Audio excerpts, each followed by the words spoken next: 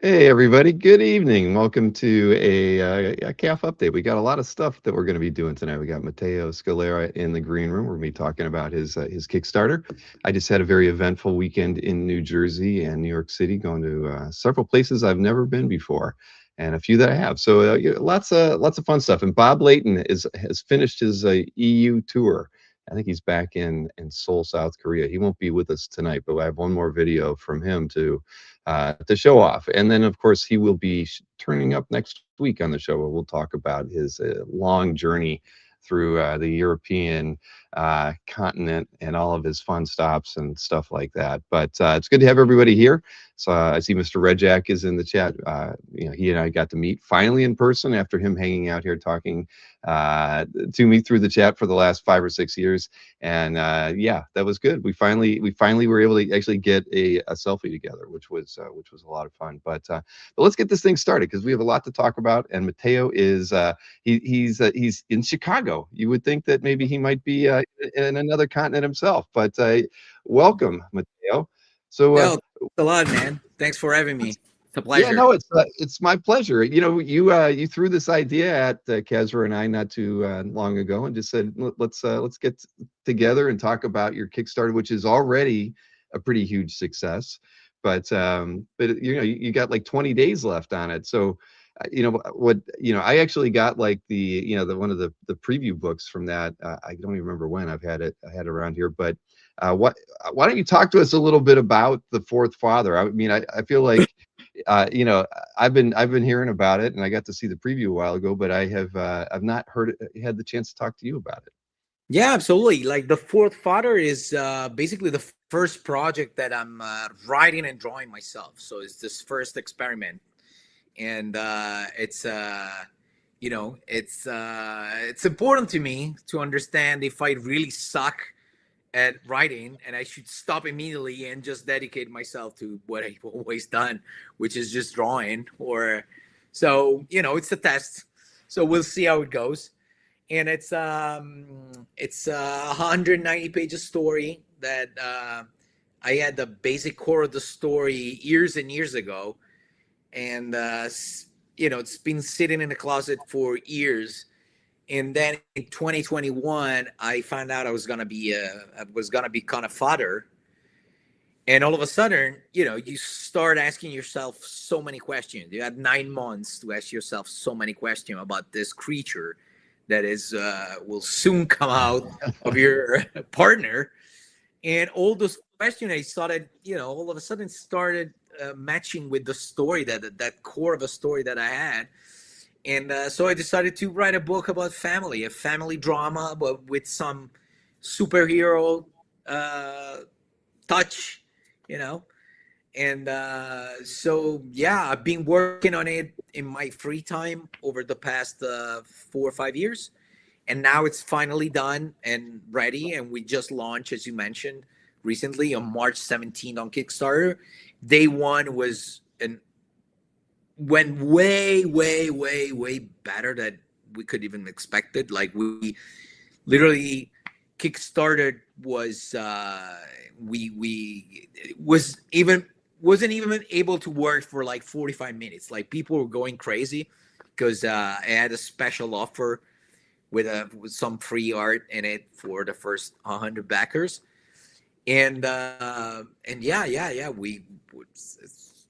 it's going great. So I couldn't be happier. So from now on, I'm just trying to promote as much as I can so that people can know about this project. Normally independent projects, they don't have the same voice that normally mainstream projects have. So I'm trying Right. to do anything I can to promote this thing. Well, our friend Jamie sent me the short video clip that I think is part of the Kickstarter. So it would be cool if we play that, and then we can talk a little Oh bit yeah, more yeah, about absolutely. things. All right. So this is the trailer that goes with the Kickstarter. Let's take a look at that.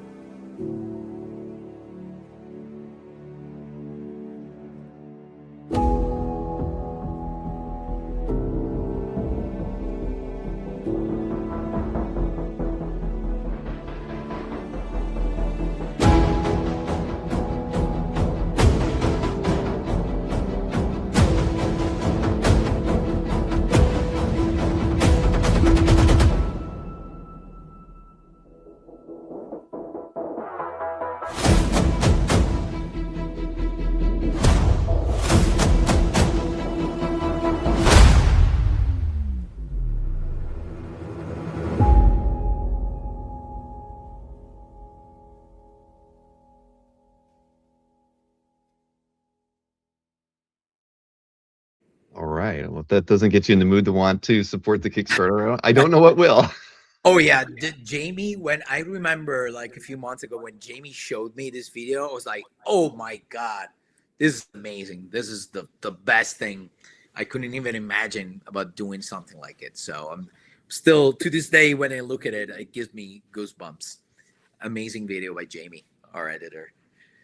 Well, no, he's a very good editor. So it's kind of cool. So this is a bit of a personal thing for you because Yeah. that, I mean, did you know when you were kind of coming up with the idea? I was going to say gestating the idea, and I felt that was not appropriate. But you were coming up with the idea. This is before you knew you were going to be a father, right? Or I Yeah. think that we all have, I think as storylines. I mean, I think we all have relationships with our fathers. So I'm sure it was kind of something that was inside of you that wanted to come out anyway. And then you had this idea of that you now know that you're going to become a father yourself. I mean, did that really is the thing that pushed you, to the point of needing to get this all out onto into a comic form?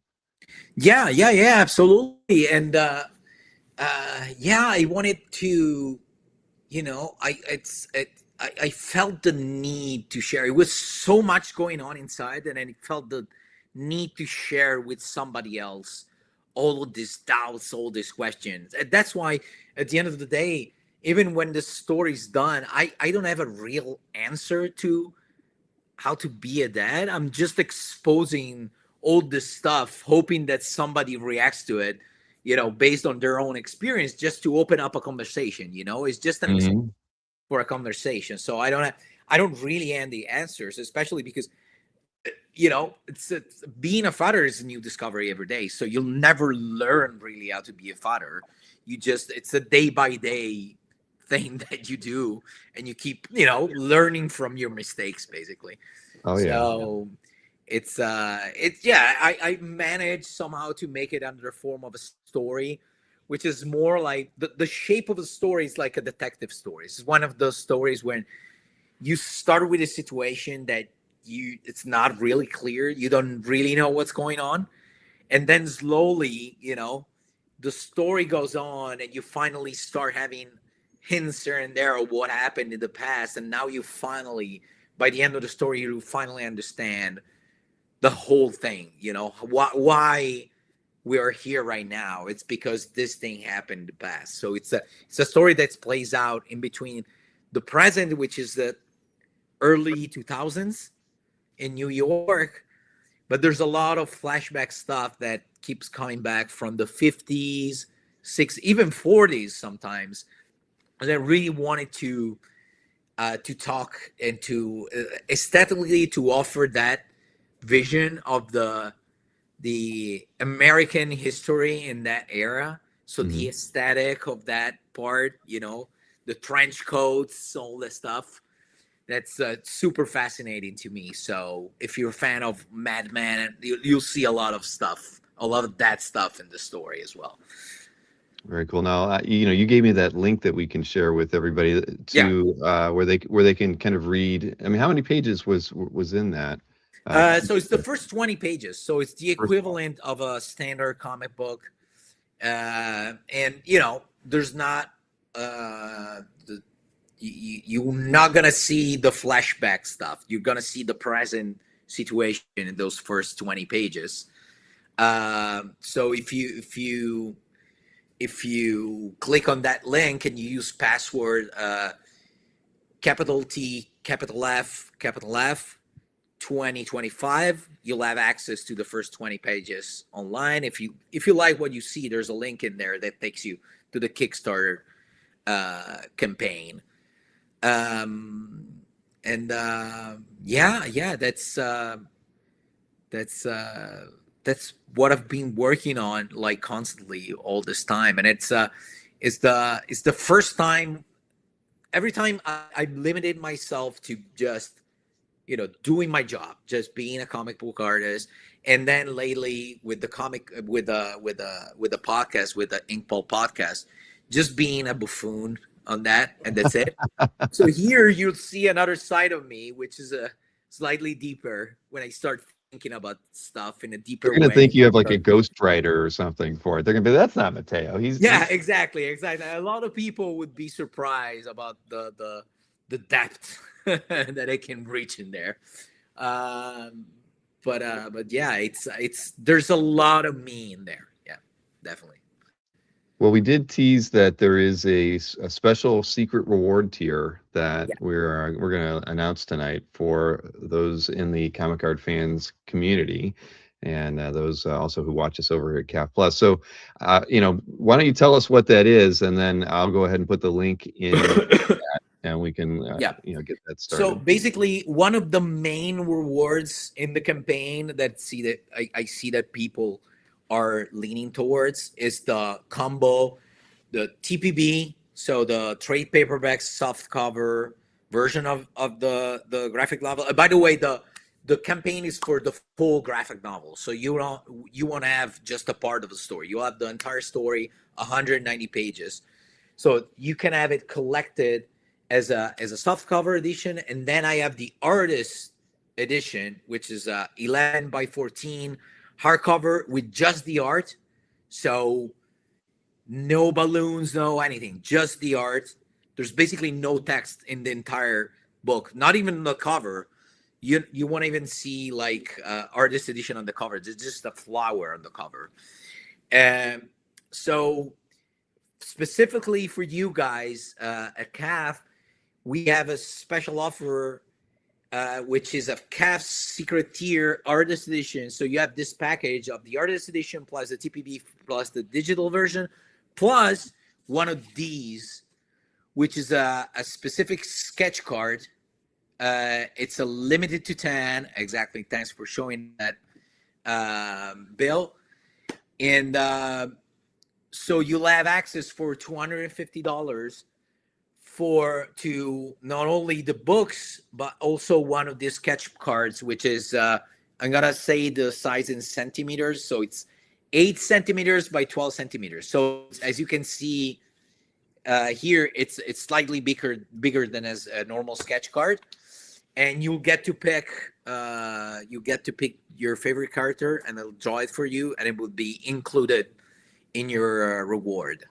So yeah, and it's limited to 10, right? limited to 10. Yeah, The absolutely. first 10 people that get in Yeah. there. And I can tell you, if you follow the link in the right-hand column, it is the first option in the underneath the available rewards. I think Yeah. I shared Yeah, it right here. So once you get to it, it is this first one right there. exactly. Only 10 spots available. Yeah. So just so you know, normally that this reward would be $130. So basically, the cost of this one is $120 only. And yeah, it's limited to 10, and the offer is limited. We'll end it next Tuesday when we enter week 3 of the campaign.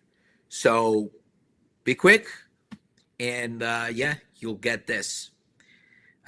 For other people that are interested in other more original art related stuff, in there, amongst the add-ons, you'll also find that you will be able to get sketches inside the books.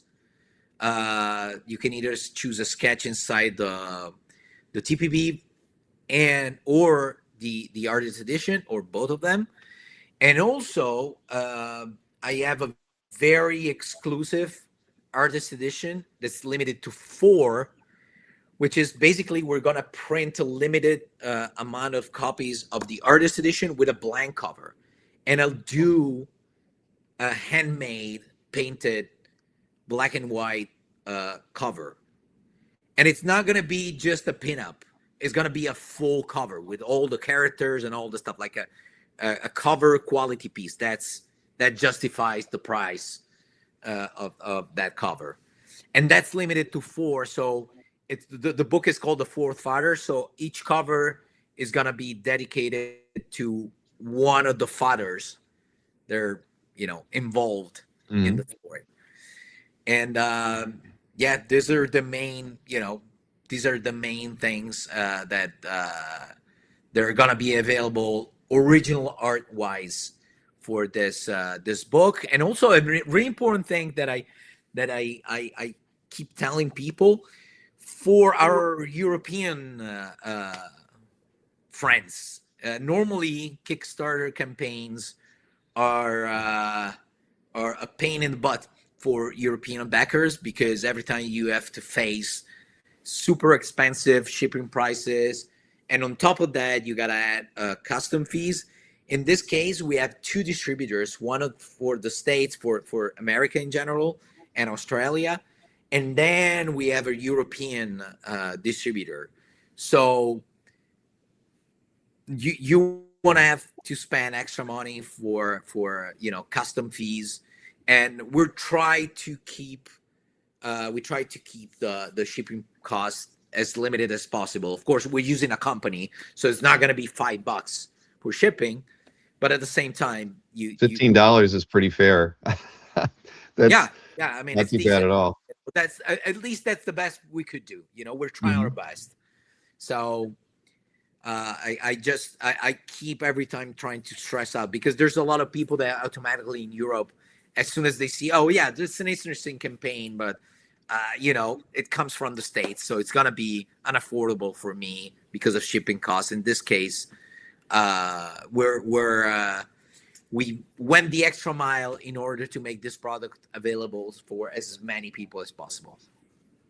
Well, thanks, Steve. Thanks a lot. I think it's awesome. Yeah, and I saw some other nice comments there. My good friend Jeff Singh, where was that? He had said, oh, and here's my partner in crime. Oh, look at that. Sean Crystal just hanging out.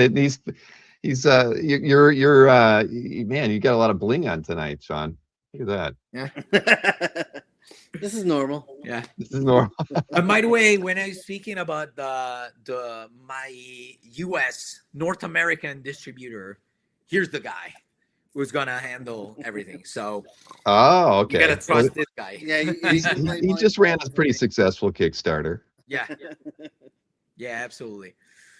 So, Sean, I never got to tell you that I really appreciate that Thor sketch card that I got too. Cool. I meant to say something to you at OAX, and I just totally forgot. Busy. I saved yours for last because I was like, this is a big one. Like, I gotta make bills. Really, well, it was awesome, and thanks, I thought you were going to give it to me in person, but yeah, there's Jeff. You know Jeff Mateo. Probably we've met somewhere. Probably if I see you in person, I will recognize you. I just saw your messages, so I stopped for a second to say thank you for the kind words. Jeff is one of the most astute collectors on Comic Art Fans. One of my favorite collections on the whole site. Oh, awesome. Yeah. Steve Mussolino had a question for you about did becoming a father make you find the next gear with your art, because he feels it's next level. Oh, thanks, man. The extra gear that he gave me is that I'm way more efficient now. Like before, even in life in general, not only with work, I would always have this question in my head, I have to do this, but should I, or can I just wait? Now that question is erased completely from my brain. It's like, okay, this morning I wake up, I have to do this and this and this. I'm just gonna do it, because there's no time to stop. Of course, you don't matter anymore, and what you think and what you feel doesn't matter anymore. There's somebody else that depends on you, so you gotta get the job done. The quality. I'm thankful. Thank you for the kind words, and thank you. You're noticing.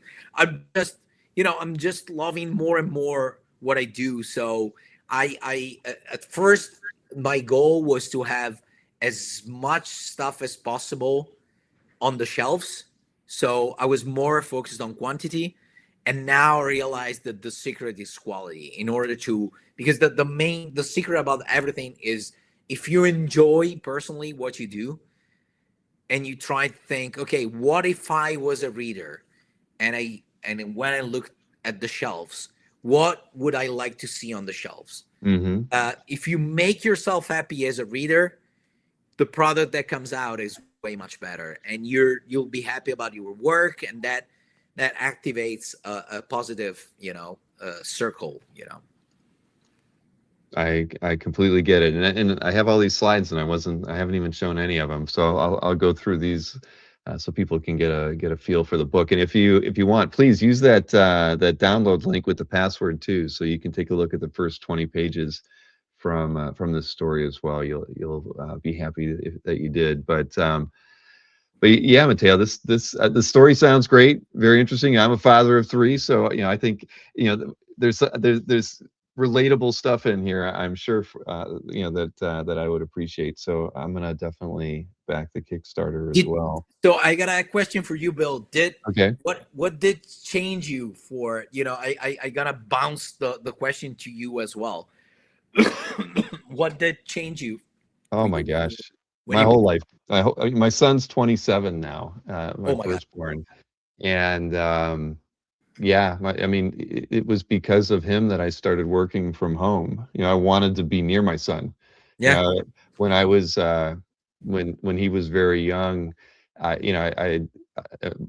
wife took a little bit of time off of work, and I would just see him going to her all the time for anything. Yeah. Like when he was sad, when he was hungry, whatever. And I started feeling a little left out, even though, so I was like, I'm gonna start working from home so I can kind of hang out and, so that he'll come to me sometimes. And so it really changed my, just everything. Yeah. The company I was working for allowed me to start consulting with them. So, I was able to make an easy transition from working in an office to working from home, and I owe it all to my firstborn. If it wasn't for him, there'd probably, I don't know, there might not have ever been a Comic Art Fans. So I can look at it like that. Yeah. I mean, I would have just still been working. I was working at a magazine publisher and just doing their internet development and running a team of like 5 or 6 people. But yeah, having a son changed everything. Oh yeah. Yeah, man. And you get that too, right? I mean, there is something that, but it was all unexpected. I kind of felt like the first thing I wanted to do was just go back to work. You know what I mean? Like, yeah, and just not think about it. Let my wife take care of him. And then, but the more I saw it, I was like, there's a connection there that I want to have too, and I'm missing out on it by working 60 hours a week.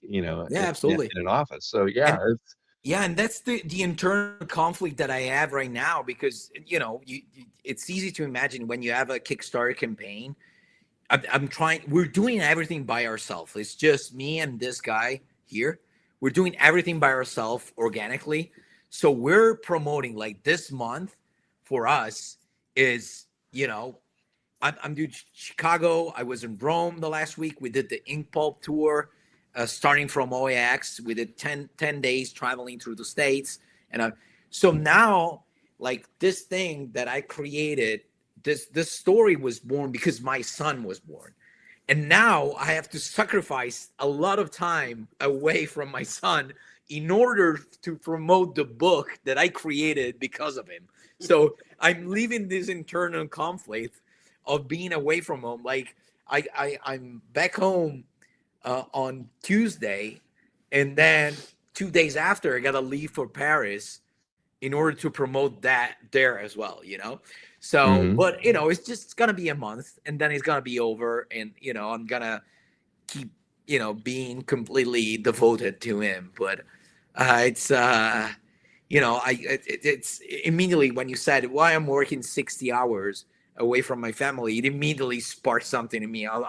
That's what I'm doing right now. It makes me feel so guilty, but hopefully he'll understand, or he'll forget.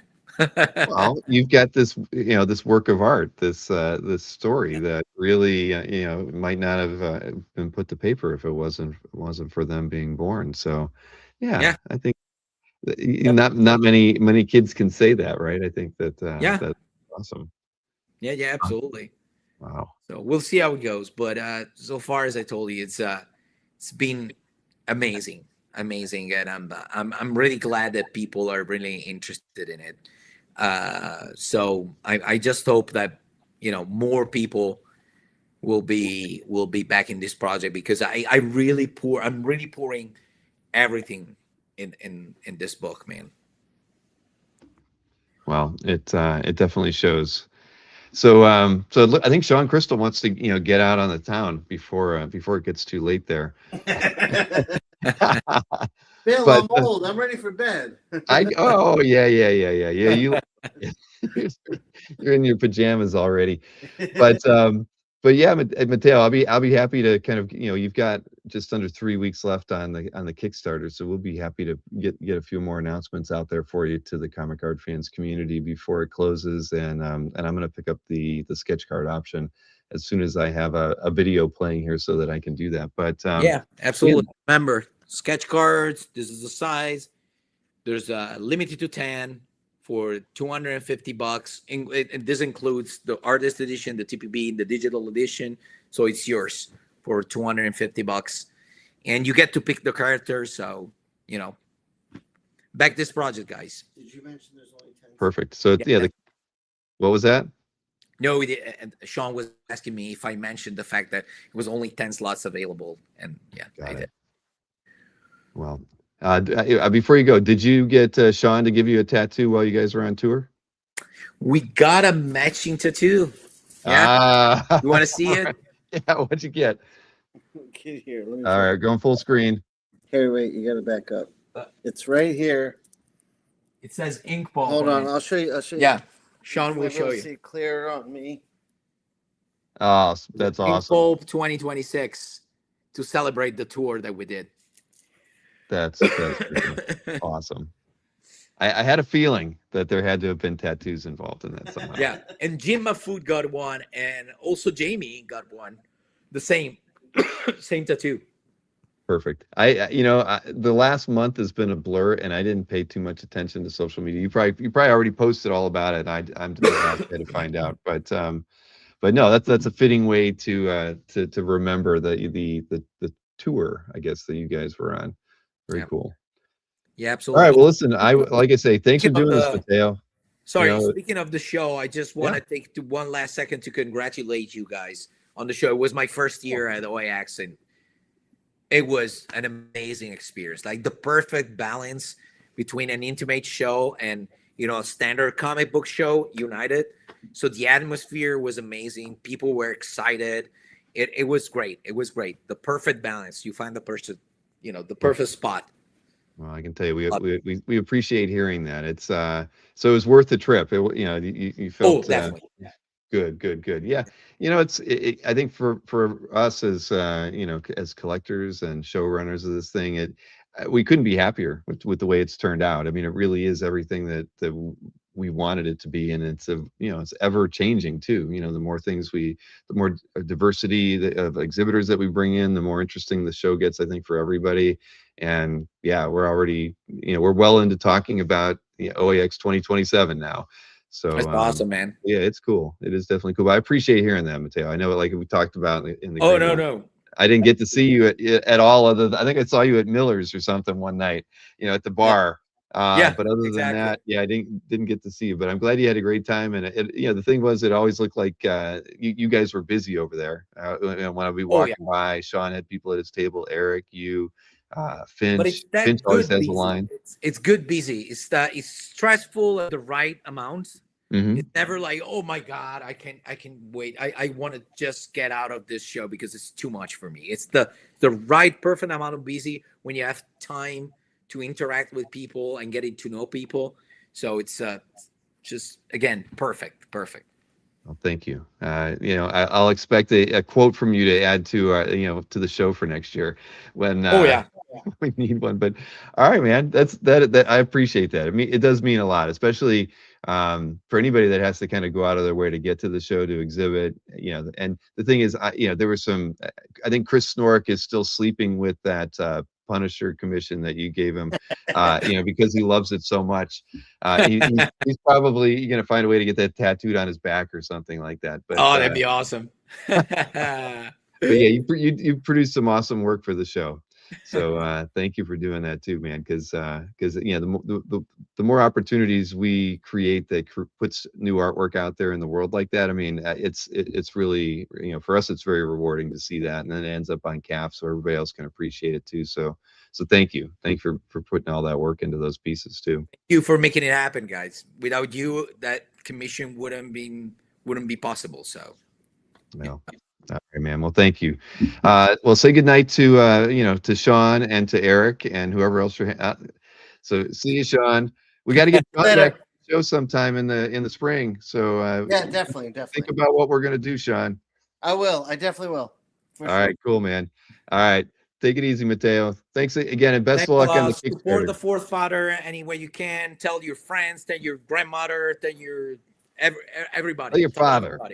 everybody. Support independent comics. You got it. All right, take it easy. See you, man. Thank you. Bye-bye. Mateo was awesome. See, that was a good surprise. I saw Dan Goodwin was like, "What's Mateo doing on here?" He was shocked, but yeah, Mateo reached out at the beginning of the week, and was hoping to do a little PR because he was going to be in the States, so it wasn't like he had to stay up till 3 in the morning to hop on the show. So thank you, Mateo, for thinking of us, and yeah, that's awesome. I've at least got the Kickstarter reward in my. I think I've got it in like a. The gift, the shopping cart. So hopefully I've got it all properly done here. I just have to check a few boxes, but I'll make sure I get that done when I'm showing my next video here. But so this weekend, what was I doing this weekend? I actually went to New Jersey, which I don't think I've been to New Jersey in a very long time, but there was a lot of stuff that I have always wanted to do there, and I was able to squeeze everything in all in one weekend, which was pretty cool. But I wouldn't have been able to do it without the hard work of the people who were driving me around, or at least pointing me in the right direction. So I have to thank Dan Poddick and Jason D'Ambrosio and Rich Cirillo for their guidance and for getting me to every place I needed to get, and then sometimes keeping me out late. Jason D'Ambrosio likes to go out and party. If you're friends with him on Facebook, you've probably seen before that he's always it seems like he's always at a bar. He's always got women surrounding him, and I made it was the end of the night on Friday, and I'm like, Jason, what do you want to do? I said, I'd like to get a selfie at a bar with you, because that's all I ever see. So we ended up going out, and I don't think we got back until like 3 a.m. But that's the kind of guy Jason is. So if you get to hang out with him, just be warned that that's the experience you're going to get when you hang out with Jason. But we had a great time. James Siegel says New Jersey is like another country. It was actually not one that I'd been to in a long time.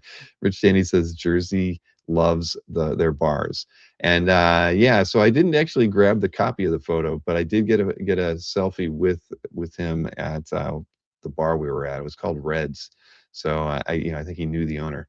That's right, Rich Cirillo. I went all the way to New Jersey to hand off a piece of Hembeck art to Rich. If everybody remembers, the Hembeck piece that Rich got was in the Comics Buyer's Guide, and it was the Stan Lee birthday, the one with the huge cake and all the Marvel heroes around the cake, and Fred Hembeck was drew himself on it. It was awesome. So I hope Rich really liked getting to see that one in person, because it was probably my favorite piece in that art drop that we did with Fred back in was that November, October? But either way, yes. And so Rich took me out to dinner on Friday, and so yeah, it was just nonstop. And Jiggy asked if I slept. I actually slept like 7 or 8 hours every night, even though I stayed up late. I slept in. But on Saturday, I did get to go to I skipped the one of the important stops. When I got in on Friday before I met Rich, I went to Metropolis. So Micah and gave me the big tour, and I ended up talking with Vincent for a little bit. Steve Fischler was there, so I got to talk with him for a little while, and then went out on the town. But Saturday I got the warehouse in from Anthony's comic book art, so I got the tour of that, and believe it or not, Anthony gave me a gift. Where is it? Oh, here it is. So I went in his office, which I don't think he goes into too often. And Anthony, there's his stuff piled everywhere. I couldn't even see the desk. I asked where the desk was, and they had to point at a pile that was in the corner. But on one of the shelves, he had a couple lunch boxes, and so I recognized one because I had one when I was a kid, in the mid '70s, and it was the Space 1999 lunchbox. So anybody who loves Space 1999 and you were around in the '70s, you might have had one of these lunchboxes too. But the thing, I pulled it off the shelf and I almost dropped it because it weighed about 35 pounds. And Anthony had clearly not looked at it in a while. It was covered in dust, and we open it up and it's full of like gold bullion and silver coins. So what happened was he of course takes everything out, and he gives me the lunchbox as a gift. I think it had those coins in there for so long because he forgot all about them. So I think he found about $5,000 or $6,000 in gold bullion and silver coins, that he was happy enough to give me the lunchbox. So yes, I will add this to the back wall when I get a second.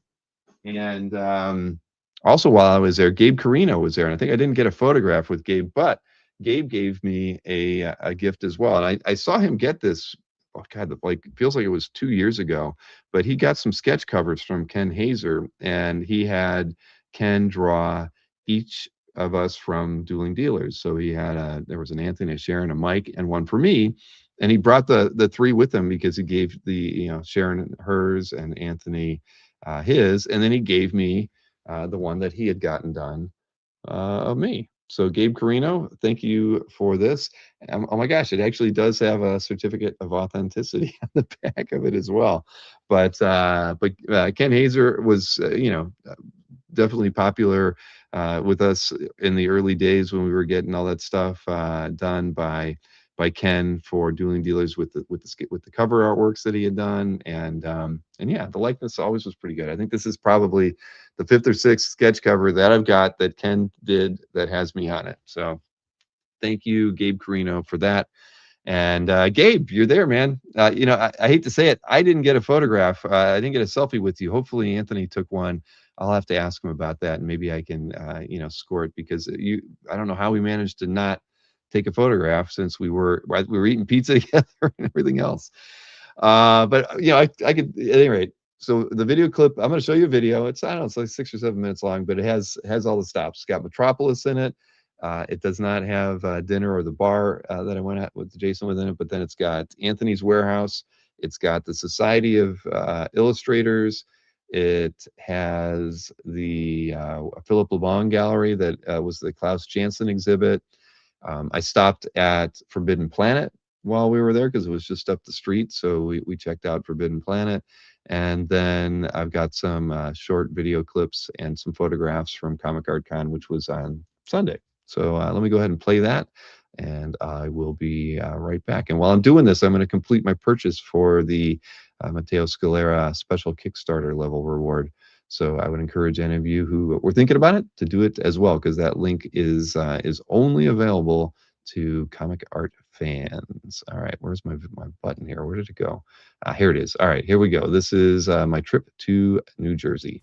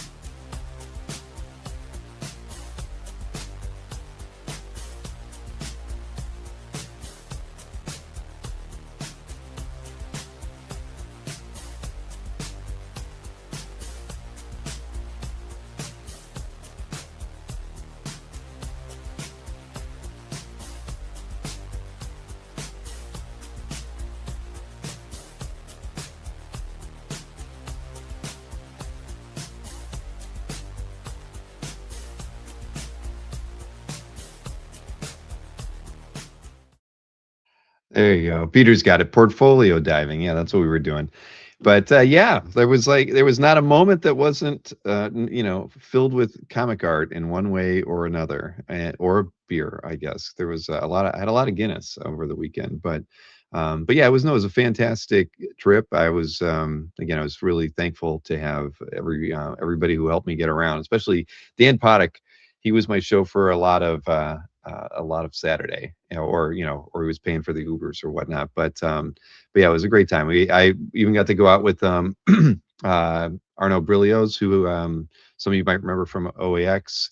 So yeah, just constant good time, and just talking about almost anything. But it was great. It was definitely like a little bit of a little mini vacation, which was nice to have.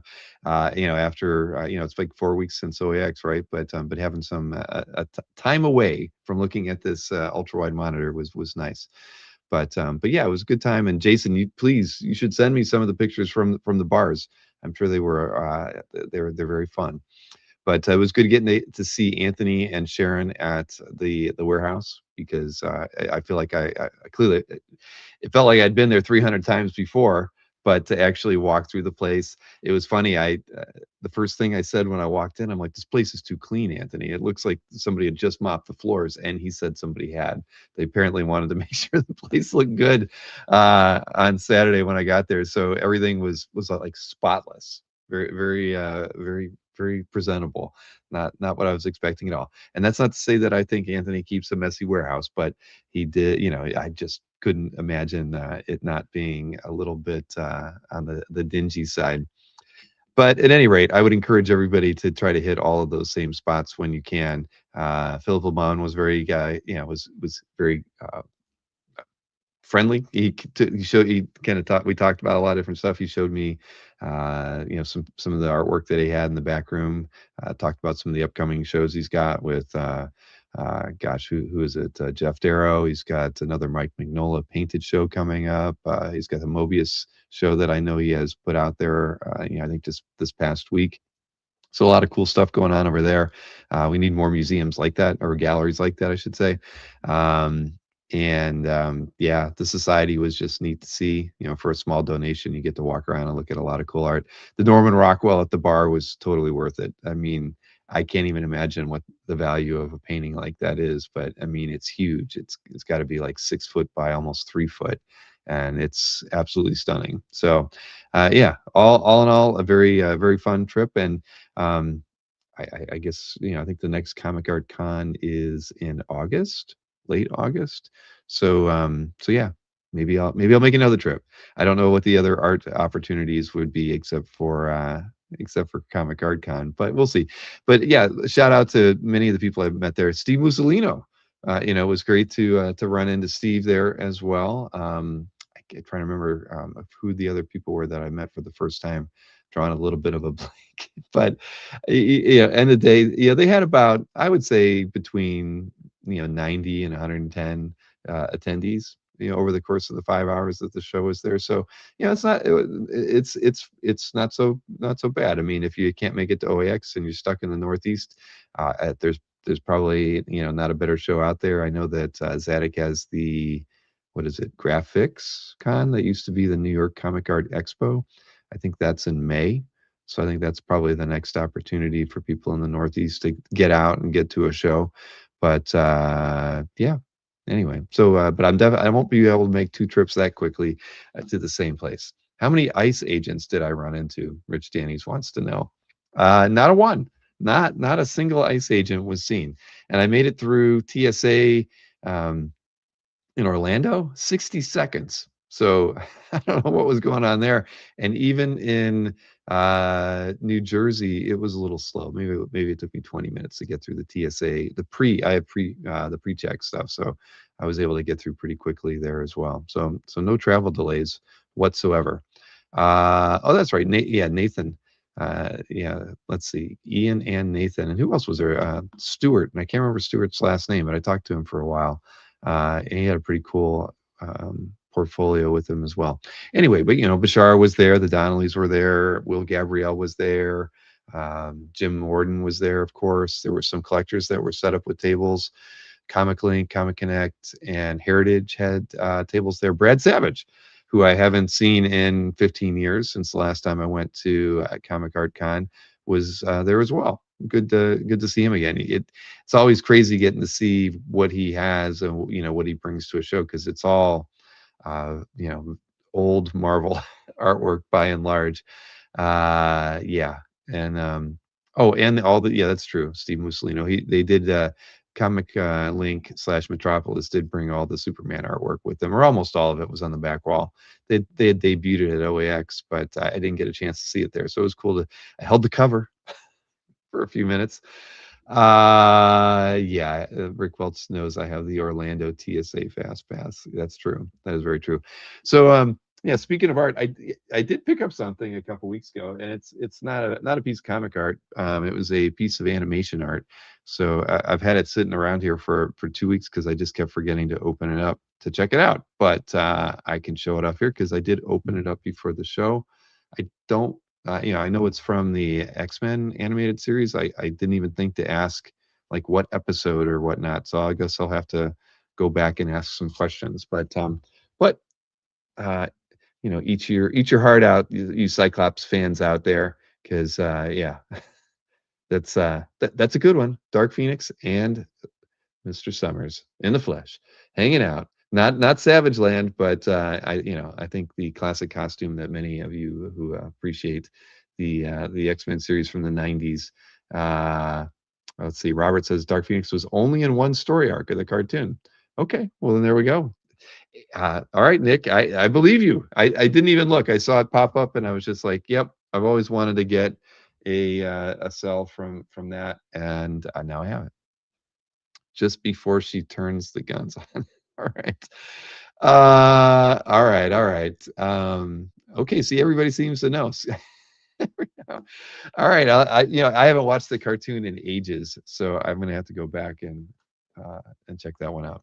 But anyways, I actually did pick that up from Matt DiTullio, so thank you, Matt. That was fun. We were in the green room before a show, and he was just showing me stuff he had, and I'm like, yep, if that's for sale, I'll buy it. And yep, that's how I got it. So, all right, Mr. Layton. I guess Bob is going to be here on the show with us next week. He just finished his 7 or 8 week tour of Europe, and his last stop was at Greece. And this is like the shortest video of all of them. He doesn't eat anything. He has a very small signing. He didn't drive around in cars with these guys, but in his email to me, he said that he was there a year and a half ago. So he feels like he signed every comic book in Greece that first trip he made, and so there was nothing left for him to sign. That's his quote. We'll be able to get confirmation of that when we see him next week. But yeah, he'll be with us, well rested, because I believe he is back in South Korea right now. So I'm sure he's recovering from his long trip, but he's anxious to get on the channel and regale us in some of the stories that didn't make it to the videos that he was putting together. I know, like you said, yeah, Jeff. How can he go through Greece and not videotape himself eating anything? Jay says Brian Hitch's rep was at the New Jersey Art Con. I did sell Jason a couple pages, so there you go. Jason's been, Jason kind of wears you down. He basically kept asking me about stuff, and so I finally had to bring some pieces for him. So I hope he's happy. It had fish. There were fish in a fish tank in one of them. So I feel like I'm helping Jason, meet that fish tank quota that he's after. And there's going to be another piece of fish tank artwork, Jason, in this week's Heritage Picks. I think that's like the continuation page to the one that from last week. So there you go. But here, let's take a look at what Bob did in Greece. And again, I think this is just like a 3 or 4 minute video, not too long.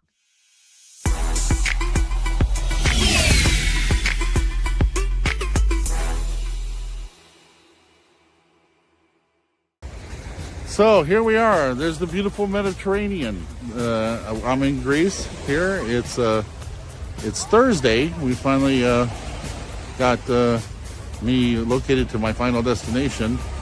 Got out of Istanbul just in time. And anyway, so I wanted to you guys to check out this beautiful sunset here.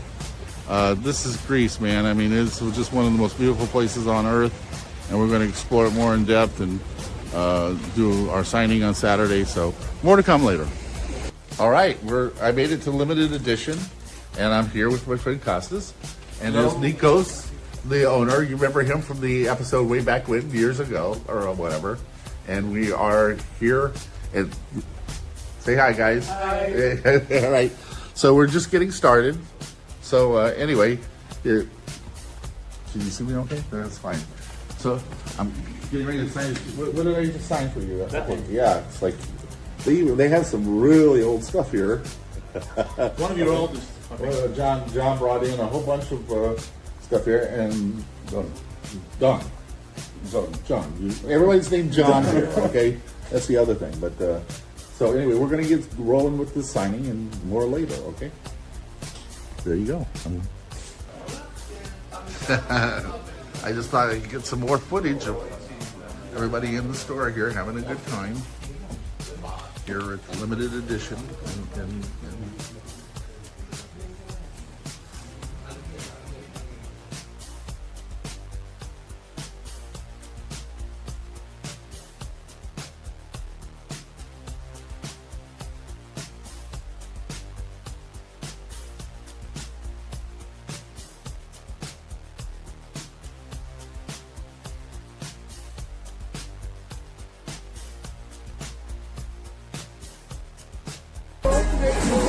so here I am. I'm in the marina. You guys remember this from the first trip here. And sunset, one of the most beautiful places in all of Greece. You know, with the buildings and the river walk in the background. Anyway, it's been an amazing trip. I'm on my way back to Korea. I won't be on the show next week, but the week after I'm going to come on live, and we're all going to talk about the 8 cities that I was at and all the stuff you didn't see on camera, and some of it's pretty screwed up, man, let me tell you, but hilarious. So anyway, yeah, I'll see you in 2 weeks. Again, thanks for sticking with me through this entire adventure, and as they say here, Faristo.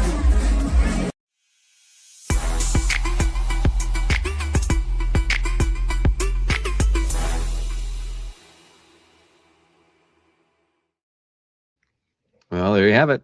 Mr. Layton finally done with his European tour, going back home. So and it's the European tour that started the whole "Where in the World is Bob Layton?" So yeah, we've got to document it now for a second time. But I wonder what they do back at the comic shop. I mean, does Joey keep the drink and draws running while he's not there? I guess we're going to find out next week.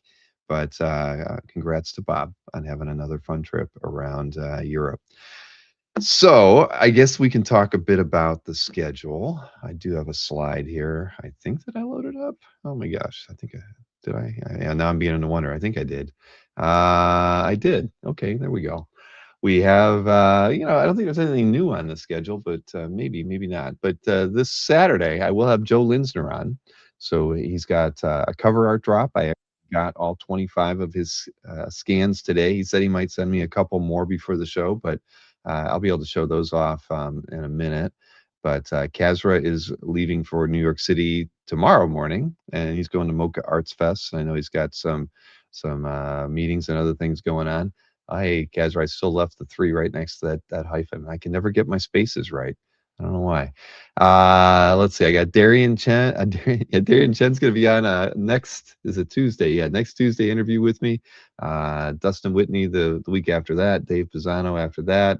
And then Greg Obaugh, who is a pretty major illustration collector, will be doing collector interviews with us. And then kind of interspersed throughout that on the 4th of April at 9 p.m. I'll have Japan Comic Art Expo on. We'll do an art drop, and I should be getting some of the art from that probably by next week. So I might be able to show some of the pieces off. So, think, similar stuff to what we do when we work with Jiggy's crew. And then we will have a amateur dueling dealers match between Jordan and Jason D'Ambrosio on tax day of all days. I think they're going to have artwork for all price levels based on whether you're owe the government some money or you're getting some money back, there'll be some really affordable stuff all the way up to some high-end stuff. Just Jason, don't flip those Brian Hitch pages. That's all I ask. That wouldn't look good for me.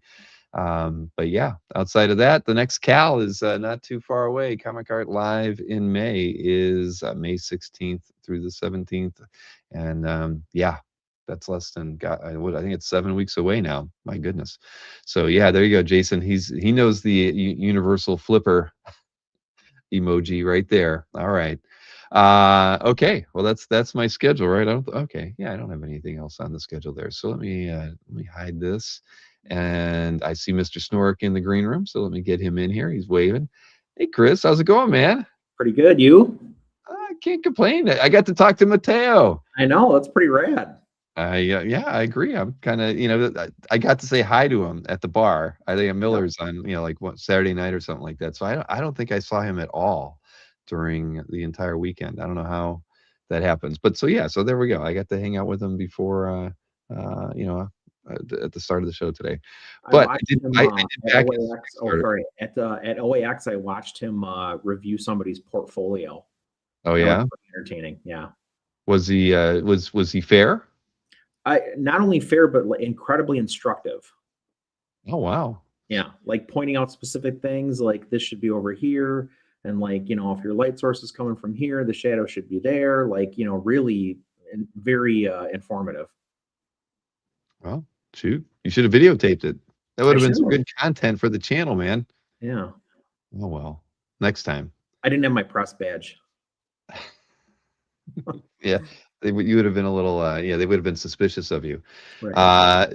Marcus wants to know if we have a pre-OAX opportunity with Chris Snork tonight. I don't believe we do, Marcus. I can't believe Marcus was on. I thought Marcus was overseas. I thought from last I saw a picture of him. I thought he was on a plane going to Tokyo or something like that. Hong Kong, I thought. Hong Kong. Oh, well, there you go. So yeah, what is he doing? It must be really early there. No. Well, and I can tell everybody there are 4 of those calf tiers left. So 6 were picked up for Mateo's Kickstarter. So I'm going to throw the link in the chat one more time, just for those of you who came in late. You can see what it is. That wasn't really a sketch card. He said it was a sketch card. It's more like 3 by 4.5. It looks like. I mean, not only that, it's like a full. I mean, it's practically, for him, I guess it's a sketch, but for a lot of people, that's a commission. It's just smaller. Yeah, I mean now I was thinking of going with Thor, and I'm like, that's probably not. I don't want Mateo to draw Thor. I'm gonna have to think about it. I've got to get something that I think he can lean into and make badass, since it's so small. One thing I will say is he is pretty good with like power effects. Mm-hmm. So like I don't think you could go wrong with Thor, or Cyclops either. He'd probably do something cool with the hammer or the visor. All right. Well, I'm sure, but I have 20 days probably to think about it. I think I'll get that backer survey, and then they'll ask me about it. I'll say Tim says it's 3, like just under 3.25 by 4.75. I mean, that's huge. It's not 2.5 by 3.5. All right. Well, it's not going to fit in my sketch card binder, so I'll have to find someplace else to put it. So what's I showed off some art that I got. Have you gotten anything new in the last week? No, I'm actually I'm building a pile right now for Comic Art Live. Oh, good. I'm doing a little curation. Well, that'll be interesting to see what you bring for sale. New to market. Wow. Well, that's a good reminder. We should be talking about that. Yeah, with Comic Art Live, it is. I think everybody knows that the mystery sketch, sale period starts next Thursday, and then 2 weeks after that, booth setup starts. So we've got those dates out there for everybody to know that they should be planning for that. I might even have some stuff for sale that isn't Brian Hitch's. So you never know. Jiggy screams mystery. Yeah, and Jiggy, I'll be getting back to you. I have talked to I've got some thoughts for you on the mystery sketch idea that you threw at me. The Winter Soldier piece is not for sale. All right. Well, hey, I mentioned Linsner, and I'm going to show off some Linsner pieces that I know will be available at the show this Saturday at 2:00. I'll have Joe on, and so he's got some. Look at that, some Dino Mutt going on there. that. If Yeah, you didn't Blue watch Falcon. Blue Falcon and Dynamite when you were a kid, I feel bad for you. I actually did watch that. Now that's Great show. yeah, that's something I got into, but it's been so long. I Mhm. see him and I'm like, I can't even remember I remember Dynamite more than anything. Right. So Yeah. I Well, I can't mean, remember. Blue Falcon was the straight man. Right, right. Well, so this is an all cover drop as usual from Joe. Yeah. That's a good one. Yeah, if you love dogs, this piece might be for you. That's fun. Sounds pretty serious. Yeah. Oh, there you go. Elvira and Harley. I think there's a couple covers from that one. uh oh, Jason, you're all full of gossip sometimes. Listen to me. This I'll- one has good hair. Yes, yes, indeed. Well, I'll be able to talk to him about it in the green room on Saturday, Jason. Here's another one. So this is Elvira Harley Quinn 5. Okay. Looks a little like MCU Moon Knight in the middle there. It did sort of, didn't it? Herculoids Oh yeah. and more Herculoids. Yep, even some more. Oh, there you go. Wow. It's been a Everybody. while. Oh, Dorno is in there. I thought it was everybody but Dorno for a second, but he's on Zach's back. Yep. She's getting a little handsy there. I don't know. What else we got here? Has James seen any? No, we haven't had anybody in bikinis yet, but now we kind of do. I should have stayed on that one. That's a good one. That's evisceration there. My goodness. Kind of graphic. Yikes. She's staring him in the eye too when she did that. She wasn't even looking where she's swinging. She wanted to see the pain on his face. There you go. Yeah. Thundar. Thundar's always cool. That's great. Oh, if you're the Ookla fan in the house, there you go. There. Let's show that one again. That's a good one. Yeah. That's my favorite. Yeah, that's definitely pretty dang hot. I love just staggering the figures like that. That's yeah. It kind of gives it a team book feel. Mm-hmm. Nice. Oh, yeah, there you go. There are some Vampy covers in this whole set too. Let's see. She's reading a book. Well, it's got Matt Wagner feel there with the background. Yeah, very true. Oh, she's filling her drink there. She's, I don't know. These are a little different. Yeah. That like heavy outline. Mm-hmm. Interesting. Yeah, that is a little different for him. You're right. I might have to go back and look at some past sales. I mean, it's subtle, but it's nice. Yep. Oh, now that one's all hubba kind of.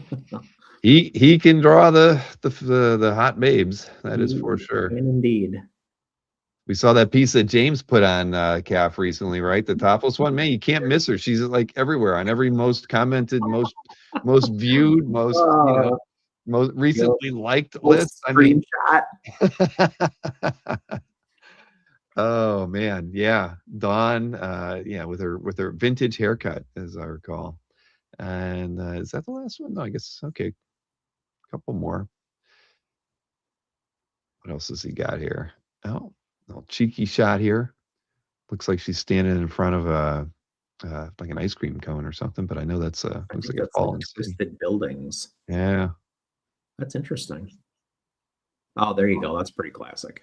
Yeah. Even the pose is like right off the cover, creepy. Totally. Well, I'm sure we'll get his thoughts on riffing on that pose, but I mean, how can you not, right? If he's a fan of the source material. So yeah, that's cool. Well, there you go. So that's either all of the pieces I'm going to have from Joe, or or he's going to be sending more along. I have no idea. He got me these scans at like dinner time today. That's a bunch. Yeah. Yeah. Well, I mean, he's a busy guy. That's that might be why he doesn't get to his commissions. I know he does like 8 covers a month Wow. for Dynamite and whatnot. So he He's is never busy. been more prolific. Yeah. I mean, hey, I hope they pay him well. So Wow. at any rate, so there you go. We got that. Let me see. I got my heritage picks here. You want to look at some heritage art first? Let's go. We can see another bit of fish tank art for Okay. Jason. I'm in. I know. Let's see here. Okay, here it is. Yeah, I got way too many windows open. I got project on top of projects tonight. All right, here we go. It's a Spidey page. I think this when we look at the heritage the sales, I think the #1 sale was a Gil Kane Spidey page from last week. So this is a Buckler Mooney page from Spectacular. Yeah, isn't this great? You get Spider-Man in every single panel. The Mooney inks are really nice on this. Yeah. But I think this is a fun page. I mean, come on. If you're a fan of Spider-Man, I mean, you pretty much get him in. I mean, you're not going to get Spidey in every single panel like this. And this is it's almost odd that he's in every panel. I know. It's like it is weird. And then you get Doc Ock's then you get a tentacle in there as well. So anyway, yeah. Not a bad looking page. Oh, this one's kind of for you. Look at this. This is Ian Churchill. So it's wow. Avengers 6, and it's got Larry Stucker inks. But yeah, I thought that was pretty good, man. Yeah, Stucker was always did a good job of inking Churchill's work, and yeah, I thought that was a good one. That's a chunky thing. Woo. Yep. Yeah, definitely.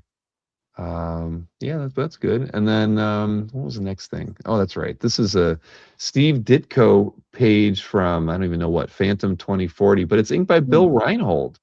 How cool is that? I mean, I would never have guessed that Bill Reinhold would have an opportunity to ink Steve Ditko, but he did a fantastic job on this page. I so remember this book because it came out when I worked at the comic store. And the store manager was freaking out. He's like, "Oh my God, Reinhold inked Ditko on this weird Phantom 2040 book." He was like, he wouldn't shut up about it for like the whole New Comic Book Day. Well, there you go. And Peter Rowe thinks it's a good page. I think it's a great page too. I mean, I think all of us would love to be able to have a Ditko page in our collection.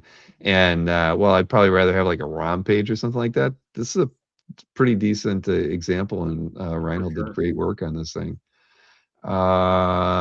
This is a David Peterson. This one's actually for you too. Look at this. There's a thing in there. So this is isn't that crazy? Or if I was going to add a David Peterson, this would be the one, right? Doom is. I agree. I know. I saw this. It made me smile. So I was like, well, that's not something. I don't know if it was published or not, but what is it? Mouse Guard. It says something about tarot card art, which sounds a little weird. So I guess maybe it was published, but cool piece. Very cool. Great. Yeah. Then what was this? Oh, a couple Alex Ross. I was, there was actually some cool EC art and stuff that I really love, but I avoided it because I pick a lot of EC related art. So went with this Avengers pair of prelim covers, both on a single 8.5 by 11, probably. Typing paper kind of thing, but hey, an affordable Alex Ross is not easy to come by. And a lot of people like process art. I do. I like process art a lot. Heck yeah! I mean, I think this one with them in the Hourglass with the Avengers. I mean, classic Avengers, and you even get Spidey in there. I didn't realize that. And his prelims are so finished. They're so tight anyway. Yep. This one I just picked for fun. Ron Wagner and Airboy cover. But when I first saw it, just from the thumbnail and the composition alone, it reminds me of Kubert War covers and stuff because always get the bad guys surrounding the good guy. But here way in the foreground, the gun barrels, yeah, exactly. And so there's let's see, what is this? Ron Wagner, 1987. Wow. So yeah, I thought it was awesome. It's got some fun Zipatone on it, and composition's good. Probably has the original logo. It is. It definitely is. And again, probably who remembers Airboy fondly enough that they would they're going to pay an arm and a leg for that one, so it'll probably go for a decent price. You'd think. This was a good page. Lionel Francis Yu and Dexter Vines. This is from X-Men, and just a great Magneto splash here. Sure. Look at those inks. Yeah. Dexter did a great job on this one. And I think that's Professor X, right? I mean, I don't remember the storyline. This is like right around when I started picking up comics again, so it's late 90s. But very nice page. Killer. Oh, here you go. This is for Jason D'Ambrosio, because I'm like, I know this is the same DC Comics Presents, right? I'm looking around, I'm like, and then there you go. Look, you got not one. Jason, look at this. I didn't even realize it. There's 1, 2, 3 fish tanks in this one. Oh, and then you get a 4th one. So there are 4 fish tanks in what is this? In the 7 panels of art here. And look at this. Aquaman is punching out Superman. You're never going to get that. So this is a page that better be in Jason's calf gallery by the end of April. So there we go. And is he still around? If he's not around, I'm sending him a link for this one. Yeah, you have to. And then the last piece I picked was a VHS cover from Ninja Turtles. I mean, come on, we all had these VHS tapes laying around. I mean, I certainly don't remember this, but I remember the artwork from the Turtles, and it's to me it's nostalgic with my kids, man, because I mean we probably played these VHS tapes to death, to the point where the VHS covers just fell apart, right? But I thought that was cool. It's so funny. Like this is one of those things where you don't think about the fact that, like, well, somebody illustrated the cover for that. There it is. You know what I mean? There's just some of those things where it's like, for whatever reason, I don't think about there being a piece of art laying around. Right. I mean, who would have thought, right? And that's why it's always surprising when you see old game box art from Atari days and ColecoVision and all that other stuff when they pop up, because you just don't think about the originals. Right. But I saw this one and it's so clean too. I mean, it does look airbrushed. I guess it probably is, but who cares? Yeah. That's why it looks like it does. That's pretty fun. Turtles of the Corn. Yeah. And look at Rich Danny's, who it was an animator, says there was only 2 fingers on the right hand. Is that true? Yeah. Well, maybe he's hiding the 3rd one somewhere. But you're right. Where are the other 2? He's got 4. I was looking at that and thinking, I can't remember if they had 2 fingers or 3. Oh, we got 4 on one and 2 on the other. Okay. Well, 2 and a thumb. I hope. Right. For his sake. Exactly. All right. Well, there you have it. Those are my heritage picks for the week. But check out the EC pages, because there were like 4 or 5 of them that were really awesome. And I have to say, the coolest thing I saw at Metropolis, and I didn't take a picture of it. I'm a freaking idiot. I'll have to go back and look. I'll find an image of it. But it was a Lee Elias Black Cat cover. Now it wasn't black. It had a dead body floating in a lake, but it was from like the underside. So you just see this body like this. Of a man who's clearly dead, and and the perspective is you're seeing like you're at the bottom of the lake, right? You're laying at the bottom of the lake looking at him, and it was freaking unbelievable. Cool. And it was just tucked away like high, like 16 feet off the ground in the corner, and I was like, that's the piece that I'm most impressed by, because I mean there was a lot of great art, but just that piece, and I'd never seen, I'm not a big EC cover guy, so I have no point of reference for when it was published or anything, but it kicked butt. It was really, really awesome. But that was a really good piece of art, right? Because if you have no attachment to it, but it's still like, holy, that's when it really sings. It was striking. I mean, I literally told Fischler, I'm like, that right there is my favorite piece of art. If you could take it down from the wall so I could look at it, I wouldn't mind. He's like, you see how high up it is, Bill? I'm like, all right, I'm not going to get you to take it down. But they had the first 3 covers to whatever the first 3 Jonah Hex were. They were all in a row. Yeah, Western number 10. Yeah, and they had I think he also has the ad, which is the last page of like the previous issue, where it teases Jonah Hex appearing in the next issue. Oh, I think that might be Halpern that has that one, Oh, okay, okay. right? Because it just has I know. him. I just haven't seen a photo of it. It's like a stark black background, right? Yes. Yeah. Yeah. Yeah, that's in Halpern's collection. Okay.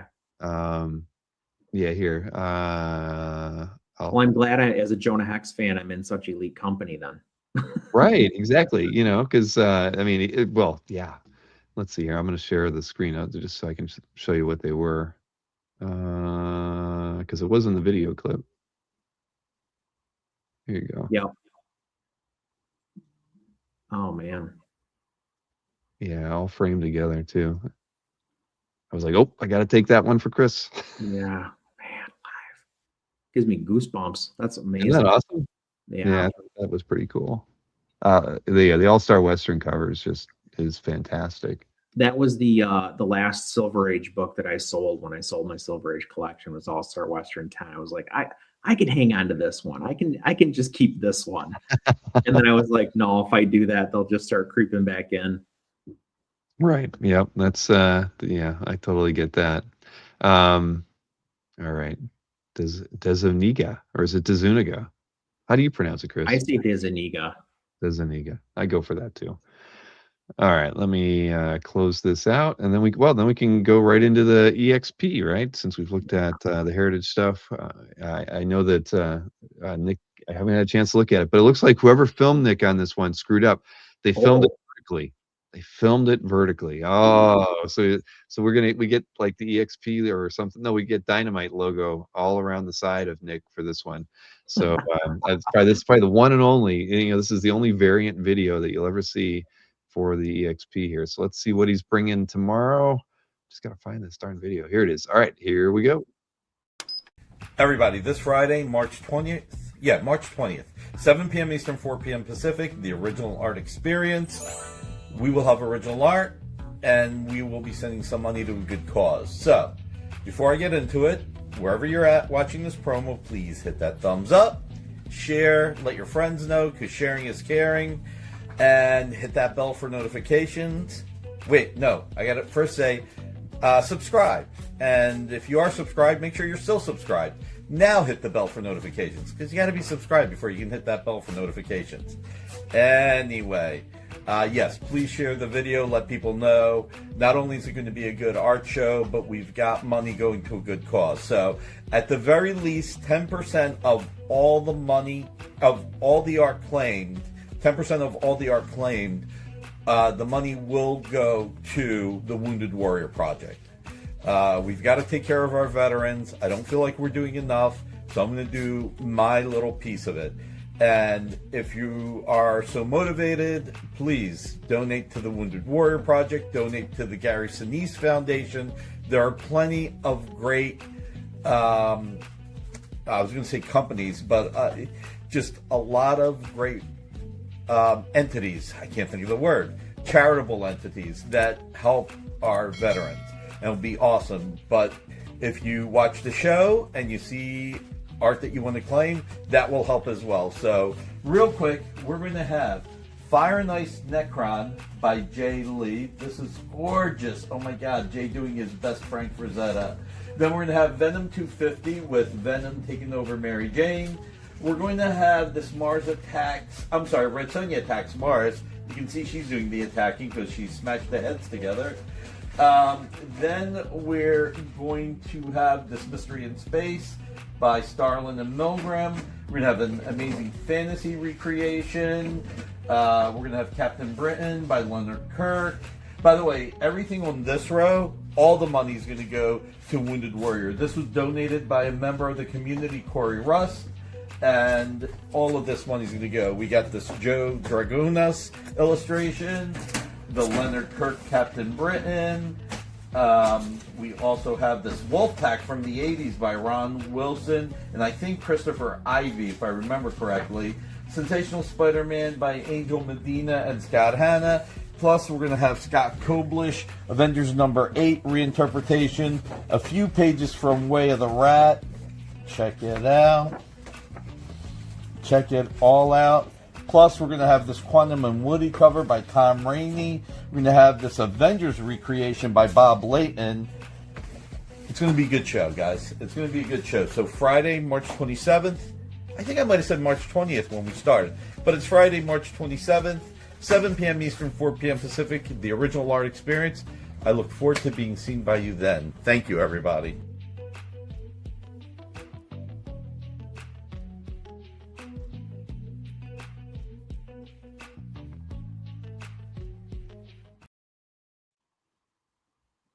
I let that music carry on a little long. What's that? So that was disconcerting. Isn't that weird when it's yeah. He's got to they got to fix that for next week. But he had the date wrong, the angle's wrong. But sounds like a good cause tomorrow. Maybe I'll even tune in to see what the Grunis' stuff. I always like. I mean, That was really cool. Yeah, Joe's stuff is awesome. I really regret not. Maybe we did pick up a sketch card from him. I can't remember. I think maybe Maureen and the girls picked because I saw the sketch cards he had at OAX and they're all freaking awesome. I love his style. I'm gonna have to double check. I don't think I got one.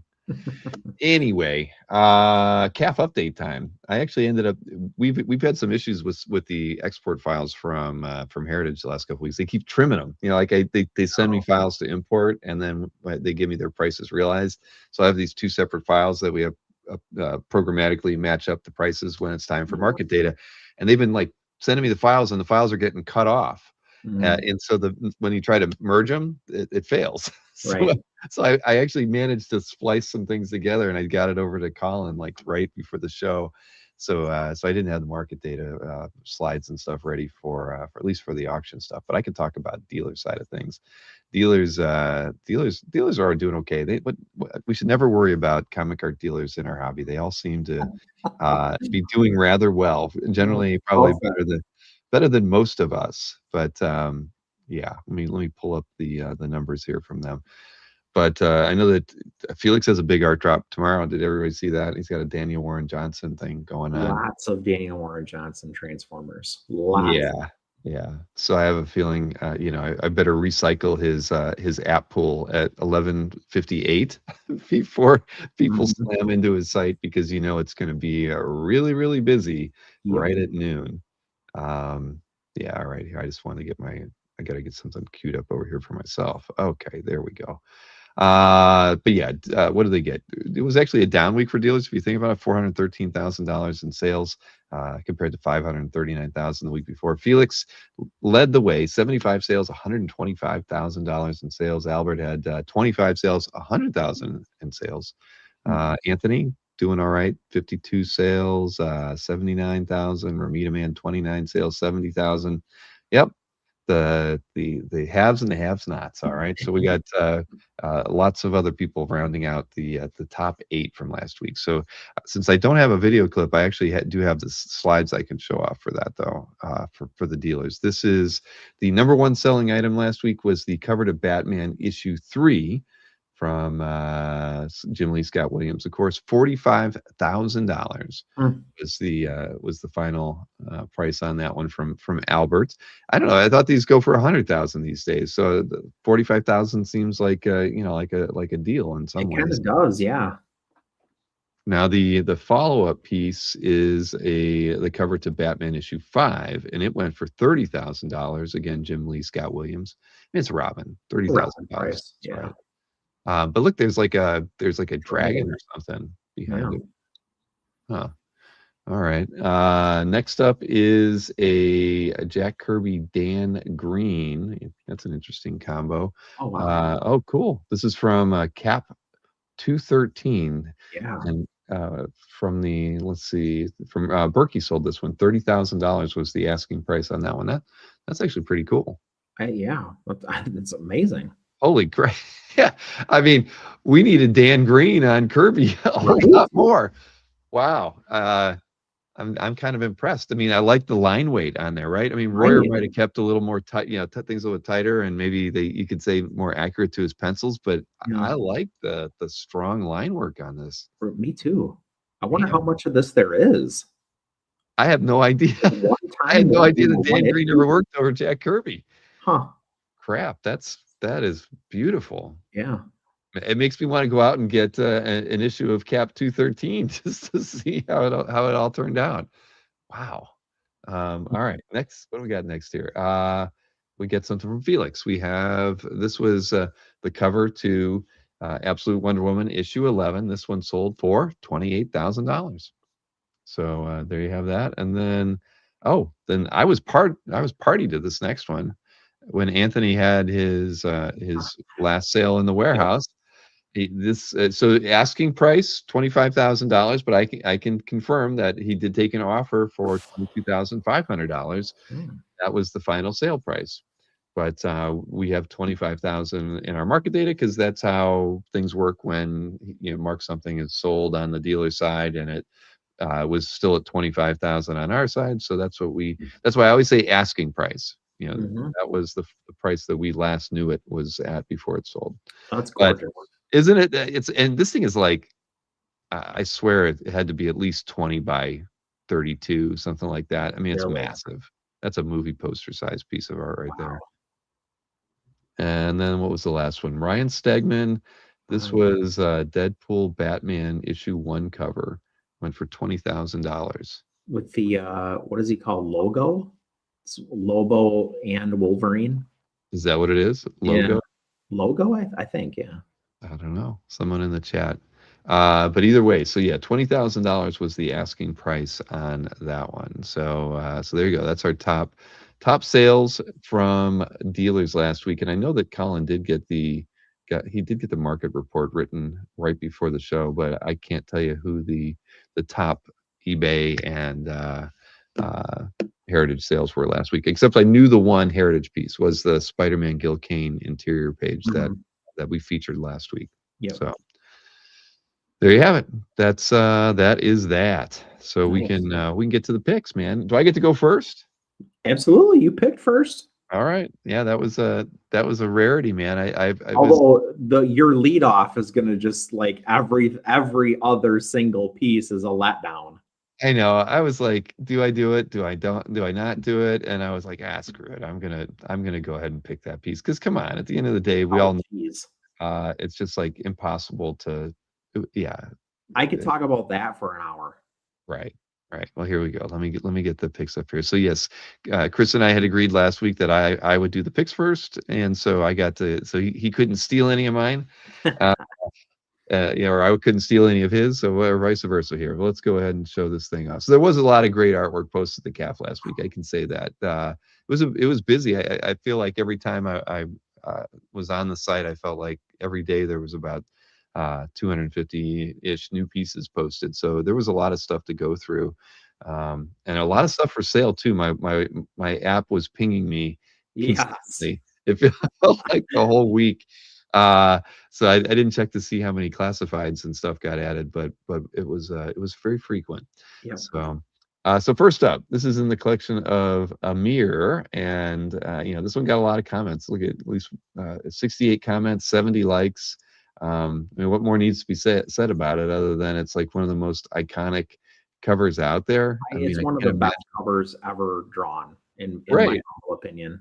No, I completely agree, and it's funny. It's a 3-character pose like the Linsner piece we were just looking at, but there's just something so perfect about it. The level of execution. The lighting, I mean, we don't even really care about the background, but he throws enough in there to kind of ground the characters. But man, and it's dark. If you remember the printed version, the background is all dark. They're uplit. Yeah. This cover. I mean, I cannot overstate this cover's importance. Not just to me, obviously, but I think the medium, the hobby, like whatever you want to call it. This thing is like. It's an all-timer. It is. I can't even imagine what something like that is worth. At the end of the day, because there's pieces that are sold not that long ago. No, right, exactly. So it's if somebody Amir must have made an offer that somebody couldn't refuse. I mean, at the end of the day, there's covers that are so important not only to us as art collectors, but significance in the comic world, right? This is one of them, and you could probably, it's probably pretty easy to maybe name 10, but this would always be in the top 5, top 3 of covers of importance. And Yeah. So I mean, it's just cool to see it in Amir's calf gallery. I mean, clearly he's put some awesome covers in there over the last couple of years. He had that really nice Cockrum X-Men cover. Was it 98, 99, the one with the Sentinels on the building? And so good taste. You know, he definitely, you know, has the ability to swing for the fences and add a piece like this. So This is one of those pieces where I feel like if I saw it in person, I'd probably tear up. Yeah, yeah, that's so true. Yeah, I mean, without question. And so, congrats to Amir for this. Yes, I know Amir does watermark his pieces, you know, but In this and it could be a instance, bit. to get it. Yeah, yeah. Marcus says haunches. Okay. Next up.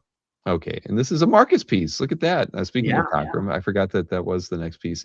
This is clearly a convention sketch by Dave, where he's really got all of his faculties and he's drawing. I mean, to do two characters and to have them be this crisp. I mean, I've got some convention sketches by Dave that were still, but like, you know, at a good period, and Yep. they're not as like finished as this one.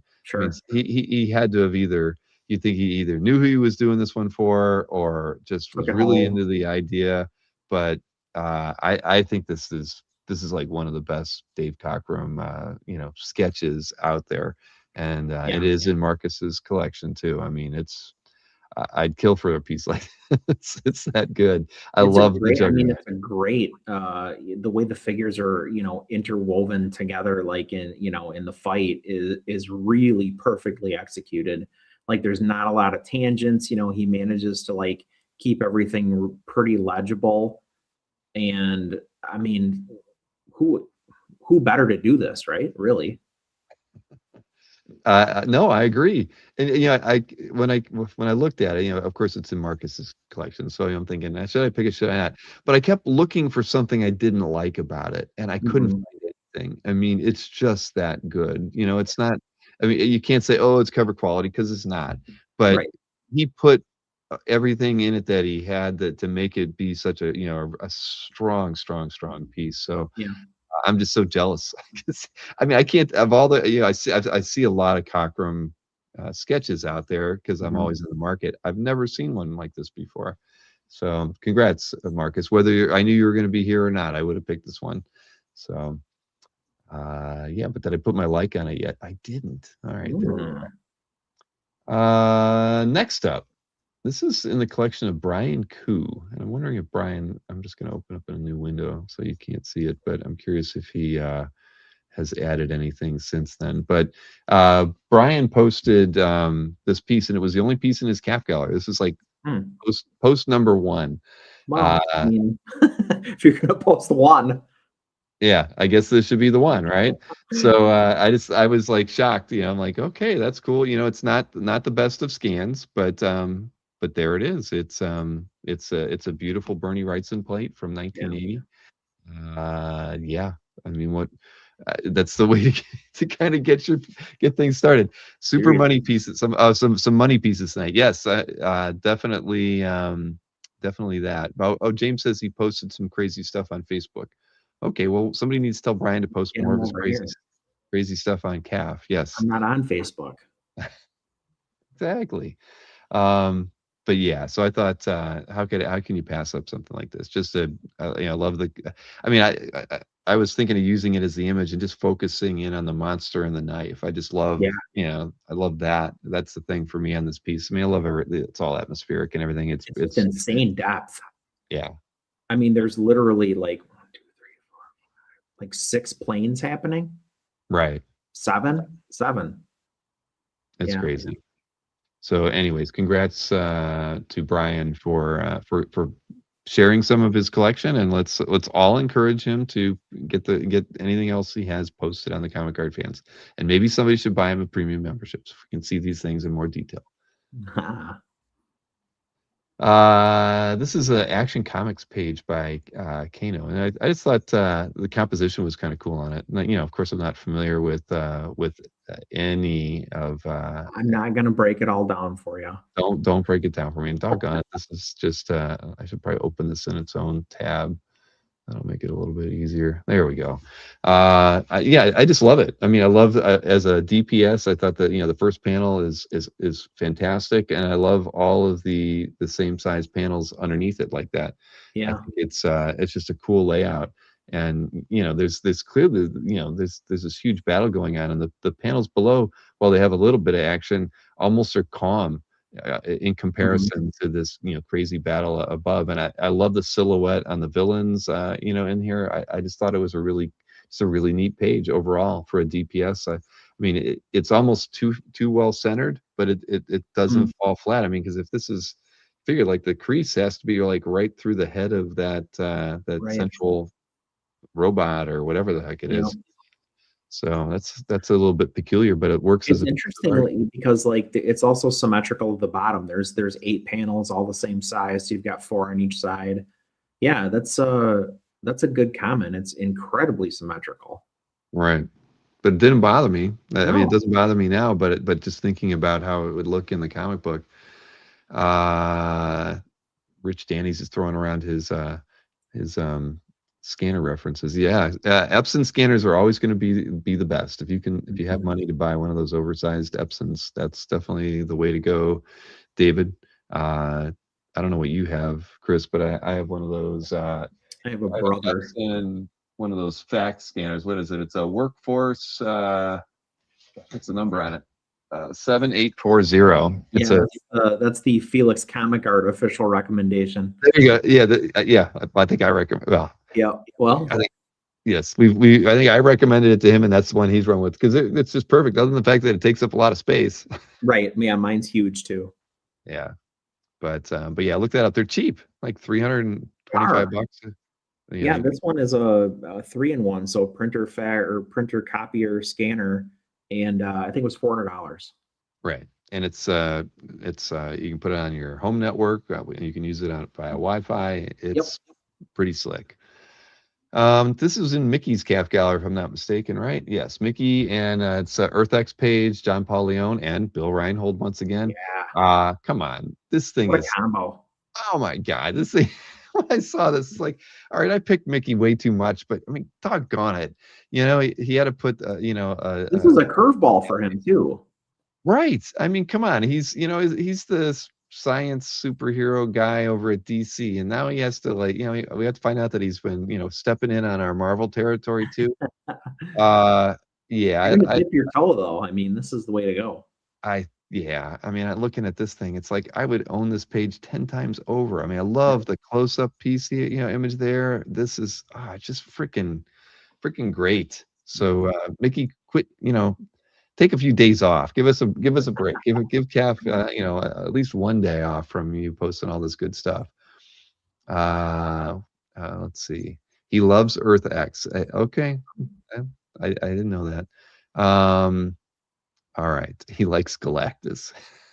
All right, that's probably true. Do you have anything to add other than it's freaking awesome? I don't. I mean, I love the atmosphere. This whole series, honestly, was like so heavy on atmosphere, and so it had all these like dark, chunky blacks, and they really had to work with the positive and the negative in a lot of these images. Mostly for the coloring, I think, because otherwise there was so much black on these pages. I mean, Bill Reinhold, like he earned it on this book, and like this page is a great example. Agreed. Well, Mickey, if you ever put this one up for sale, you have to ask me first because I would love to buy it. I've been looking for a JPL piece for a while too. I mean, I totally got screwed out of that one that was a Pete Koch posted last week. So it's like I'm trying. I want to find one. Now I forget why this was in. Who's Calf Gallery in? Oh, Hyger. Okay. This was Gonzalo Mayo. And it's just a really nice piece. So I can't it's atmospheric. It's I love the characters. I love the this first panel in particular is just freaking amazing. I love how rendered all of that is. I know. So many different techniques. He's got like Kleenex or something where he's like splotching on that guy's clothes. Right through here. Yep. There's zip. I mean, tonal ink like washes. Yeah. yeah, doggone. I mean, it Wow. Gonzalo Mayo is just such a talented artist. I mean, look at the horses too. I mean, it's so good. I mean, Mhm. oh my gosh, I All love the this painting. lighting is so good. Yeah, man. So yes, congrats to Hydra on this one, because again, Beautiful. this is just, if you want a great example of their work, I mean, you could get a Vampy page or something like that, Mhm. but this is, I'd be happy with this. It's just that good. I mean, look at Absolutely. the face on this figure. I mean, that's Right. classic. I mean, it looks like it came from like portraiture, where he was like looking at a reference and was like, "Yeah, I'll pick this guy." Yep, yep, exactly. All right. Well, congrats, Hydra, on that one. Oh, this was in Melchior's Cap Gallery. Of course, we lost Sam Keith last weekend, and so there were a few pieces posted. Yeah. I think a lot of people were doing some searches to go back and look at Sam's body of work, because there is a lot of his artwork on CAF. So we know that Joseph has, there's the collection we don't know that Joseph has is the real thing, because we always, I've always heard stories, but it took him passing to have him go out and kind of pull a page like this out there. It's just, there's, you can understand why he was kind of picked to do the early work on the book, and Yeah. complimented Gaiman's stories so well. And I just thought this was a cool piece for Joseph to share, to kind of let us know, yeah, this is the kind of caliber stuff that we don't get to see that Joseph True. has. He could probably do some gallery shows of his own if he wanted to. So this is from Sandman 1, page 9, inked by Dringenberg, and yeah, it's a piece of history right there. Really. Yeah, and it shows what I like that you picked this, because it shows Keith's range too. Definitely. Yeah, Marcus, you're right. Albert reps and knew him as well. Yeah, I just think it's great. But speaking of Albert, I actually had somebody approach me during last weekend saying that they wanted to do Dueling Dealers with Albert. I didn't reach out to him because I knew it wasn't the right time, but I'm gonna shoot him an email maybe on Sunday and say, hey, I got a match lined up for you. Mhm. Interested, and it would probably be a lot of fun. So we'll see I'm intrigued. if Albert wants to play. I don't know. You've picked a few pieces from Juan before, right? I feel Mhm. like you have, and this is something with Poison Ivy, Harley Quinn, and it's in Jill's at Wonder Effing Woman's Calf Gallery. I just love it. I love the angle of the panels. Spot colors are great. Exactly. I mean, yeah. I mean, I was intrigued, looking at the thumbnail, made me Mhm. have to go look at it. But I just think it's smart. It's beautiful. It's got I mean, it has the lettering on it, right? I don't know if is that done digitally or something? I have no idea. Hmm. Good Uh, question. but that caught my eye when I looked at it. I was like, it just seemed so out of place on it. And now Yeah. I don't know. Maybe they're not paste ups, right? So. No, because they have that little graphic element around them. Right. So I Hmm. don't know if that was something that got added later or not, but it's so cool to see, because we just Yeah. don't see modern art with the word balloons on it anymore. Unless, Everybody should do this. As yeah, every artist listening out there. please, I mean, honest to God, would that not shock you to see like a Josh Cassara X-Men Oh, page with the word balloons drawn on it? well, how I much would better would it be? I'd be exactly. I'd be fighting. I'd be arm wrestling you, Chris. To Yep. get her to. I'd be like tripping you, to get to it, because this is such a throwback to see. Yeah. It's kind of shocking, but either way, I thought this was a really beautiful, smart page, and I wonder if, I mean, theoretically, the process might be like you get the page all laid out and, in your tool, whether it's Illustrator or, whatever it is, and then you print the text onto the board, like along with your layout, and then you just finish the page. maybe. I mean, I guess that's possible. I mean, we know that, there's a lot of stuff that artists are doing, differently. That's Yep. kind of like half traditional, half not. Right. And I think we have to just kind of get in line with what Roll that with is. it. Right. I mean, what are you going to do? Well, if it gives you something cool that's added, like word balloons, I mean, hell yeah. If that's what it takes, yeah, Right. because they're not going to, cut them out and paste them down Hell anymore. no. So if this is what we got to deal with, I'd take it. I would be happy. Does she give? She gives nothing. She doesn't give us anything. Well, we'll have to have Jill on, and she'll maybe give us some answers to this one. But great pickup, Jill. A couple more here. Dan Mora.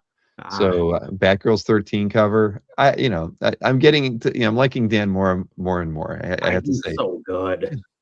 it is. I mean, he's such a good draftsman. Yep. The figure work is great. The rich blacks on this. I mean, it has his poses are like rock solid, perfect. I mean, his anatomy is great. He sort of has the vibe of somebody who like learned to draw from comics, but like not in a bad way. Like you get the feeling from looking at his stuff that there is like good training underpinning all of this, but like he's heavily stylizing, what he's doing to the point that like it gives you that feel that the really comic booky feel. Yep. No, I completely agree. This is so well done. I love it. And yeah, I mean, just two characters back to back, and you get a great like that. It's pretty simple. So Batgirls 13 cover, and Darian C. Oh, I like the. I didn't even know it was in Darian's calf. I'm sorry. Well, I'll have him on next. That is nice. Okay. It's yellow, like Sarah Jane always talks about. Right? Yeah. Catch your eye. Now here, moving along. We have the Wolverine Zealot by Travis. Right now, this is a small scan. Yeah. For something that you want to look at as big as possible to be able to look at those inks. I'm going to go over to Heritage and find a better scan.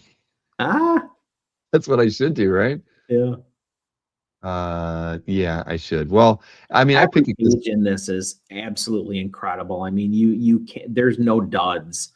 No. So the fact that like you get a little action in there, Wolverine's killing that Demonite in the first panel, you get the plane going down. I mean, as an example from this book, it's still pretty terrific. Saying everything else in the book is pretty terrific. Agreed. Now this is in Carlo M's calf gallery. Come on, Carlo M's a premium member. He should have uploaded a bigger scan. But well, maybe I'll email it to him. Please update your calf gallery. I have done that. I have done that before the show many times. Say just in case, I really like to feature this. Do you have a scan? Can you get a scan? And like surprisingly, a lot of people accommodate. Well, I'm going to do that here. I'm going to go over to Heritage after we're done, and I'm going to email it to him. Be like, fix this. All right. Next up, what do we got here? Okay, we're moving over to you, and we have Ed Rizzo Torpedo page. Now, I can tell you my favorite panel is is the when it's outside, the rain, the building, and you see them through the windshield of the car. But why did you pick this one? So I love the storytelling on this page. I like the recurring watch element to it. You're literally like, okay, there's a level of impatience to this. Like, he's looking at his watch. So I think like the overall, best reason to pick it in my mind was the storytelling. Like he's really effective in this, like in these little inset style panels on the right-hand side with conveying, like story beats. The half splash or 2/3 splash or whatever you want to say that kind of like underpins that, I think is like way more what we associate when we see his stuff. So I think that's a great I guess addition to what I would call otherwise just kind of a cool sequential page. Right. No, I love it as well. I love those 6 inset panels on that one. But Rizzo can do no wrong. Yeah, pretty much. And it's for as many times as we've featured him, and I still don't own a page by him, but need to correct that. Do you have Rizzo in your collection? I have a little Jonah Hex, yeah. Jonah Hex, okay. All right, well, I'm gonna have to get like 100 bullets or something one day. I don't know, but I do too, yeah. I want a page with Lono on it for sure. All right, next up, like on here. So this is in whose calf gallery? Tommy Kohlmeyer from Austria. All right, so we have a Javier Salterez, and it's funny. I thought Tex at first, and so it's Tex finishes with Yeah. Javier's layouts, and Yeah, my understanding was the book was like so late at one point that they were like, well, we have to bring in somebody who can, kind of pick up the slack. And so that's when they partnered Tex with Salteris, but that could be urban legend, who knows?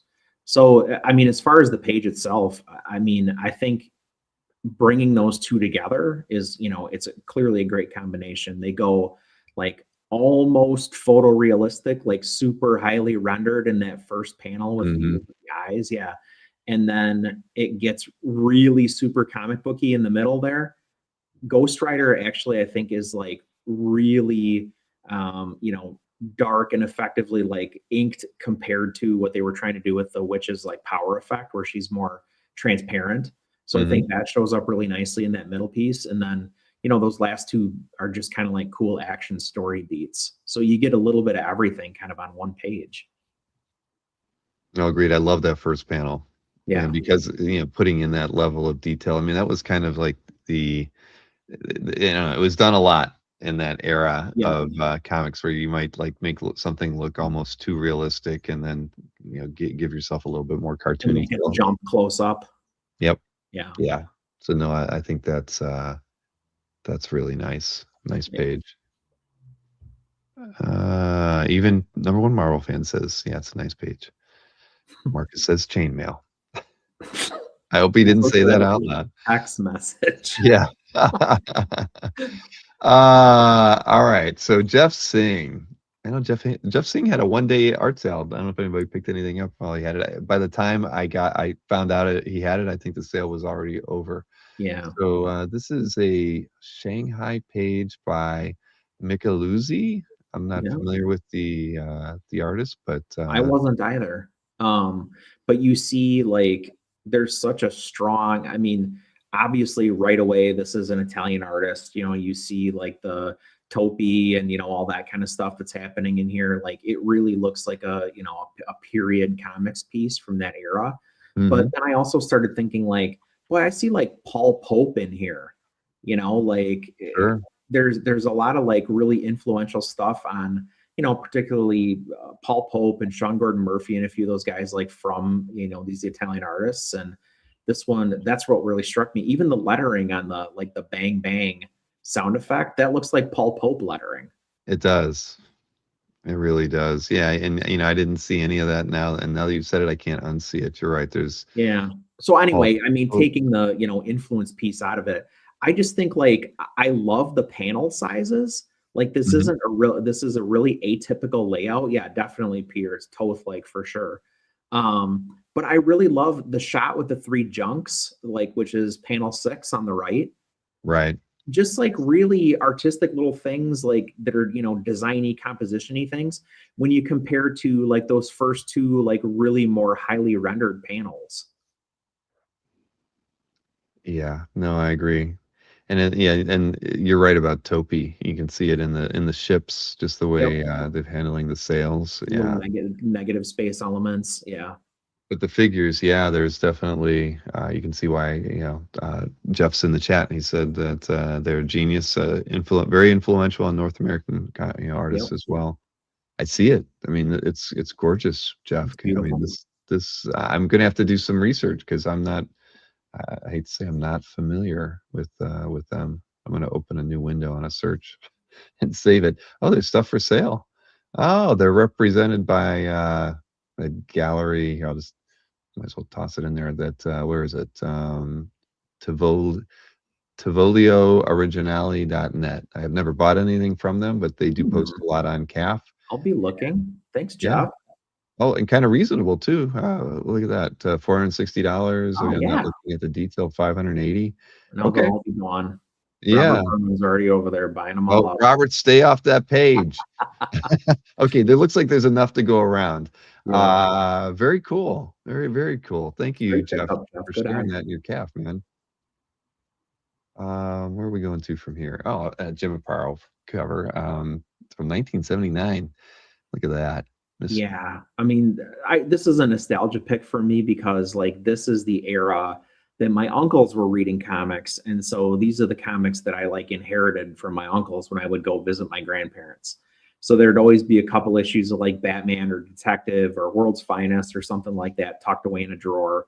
My uncle Marty was the Marvel reader, so he really liked Hulk and Avengers. So like that was my earliest exposure to these characters, and like you got to think too about the time this cover was out was when like Super Friends was going to hit the air, and so it was a banner time to be a DC fan.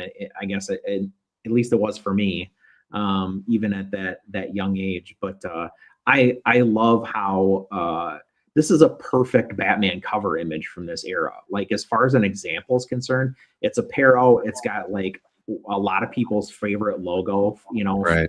from that era too. Mr. Freeze is on it. I mean, you can't really want anything else from an Aparo Batman cover. I can't argue with that. Not at all. I mean, I love Aparo. I like Irv Novick. Don't own anything by either of them, but yeah, no, I mean, you're right. I mean, this is a cover that makes you want to buy the book and find out what the hell's going on in there. Will Batman finally, meet his demise from Mr. Freeze? Unlikely, but Right. we got to find out. But that is the era, right? Of the whole style of the cover, the logo, the now 40 cents, the DC, that classic DC logo. You get the Superman logo on this thing as well. Yeah, it's got a lot of eye appeal. Right. That's for sure. Very nice. And it's Kareem's, right? Yeah, Kareem El Rafi. Okay. Congrats. I wonder if there are guys so that banner ad across the top about being in the Superman movie, I wonder if people collect those like they collected the 10-speed bike giveaway ones. Maybe, but probably not as much. I always wanted to get my 10-speed. All right. So who are we talking about here? Vincent Meyer is the owner of this one. 18 years on Comic Card Fans, and we have a Tom Coker Daredevil and Elektra piece. Let me open this a little bit bigger. Here we go.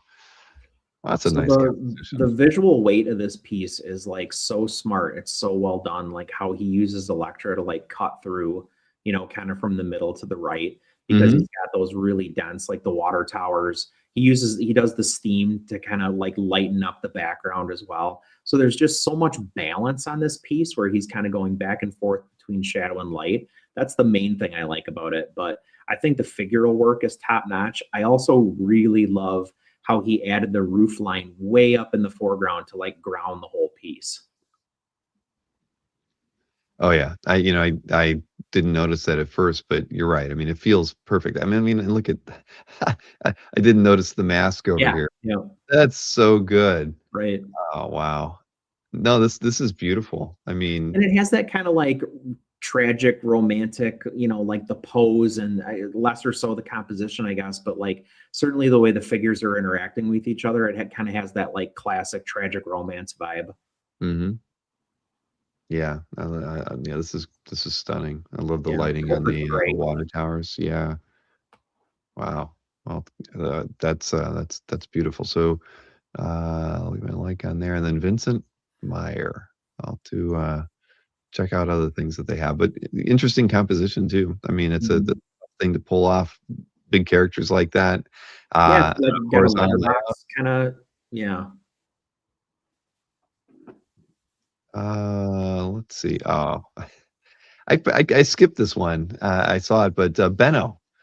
I think Benno has an eye for beautiful pieces. I could think of a lot of different stuff as in his collection, but this feels like it belongs in Benno's collection, right? Doesn't it? Yeah, I think so. And Frank always draws beautiful images. It doesn't matter if they're of a woman or or a dinosaur. It doesn't matter. I mean, they're so he's such a draftsman. Yeah. At the end of the day, you could almost pick anything that is a finished piece by him and say it's worth talking about because he's just that good.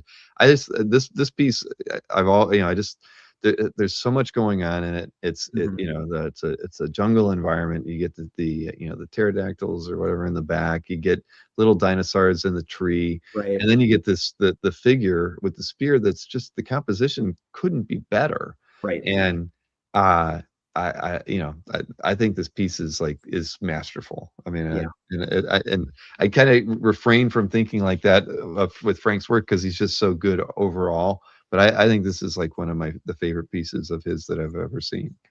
Yeah, I mean, it's an iconic image. Certainly in his career, it's an iconic image. But like, I think we all remember this comic on the stands, and like, there's really no two ways about why that is. But he does so many things here that are so clever. I mean, the angle with the spear compared to like the angles that are happening in the clouds in the background, the tree limbs.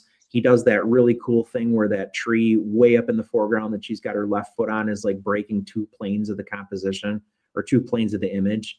And you've touched on it already, but like, his ability to draw pretty much anything is so technically perfect. It's like it never fails to shock me how well he can draw effectively anything. I don't care if it's flora, fauna, people, a bowling alley. It just doesn't matter. Right. No, I'm with you. I mean, it's such a beautifully drawn piece. So congrats, Benno. I mean, yeah, I think you've gotten one of the best representative pieces from an artist, and that's hard to do. But yeah, this is so cool. So, and maybe because it's Benno, but maybe not. Like, there are kind of like P. Craig Russell-y elements to this. Like, her hair, the inking on her hair kind of has a P. Craig Russell feel. The stuff that's happening with the dinosaurs and stuff in the background, way in the back, like gives me a little P. Craig Russell feel. Sure, I'm with you. Benno. Only 6 comments. Come on, people. Oh, come on for this. That's crazy. Well, yeah, here, I'll even throw the link in the chat for everybody to get a few more comments on there.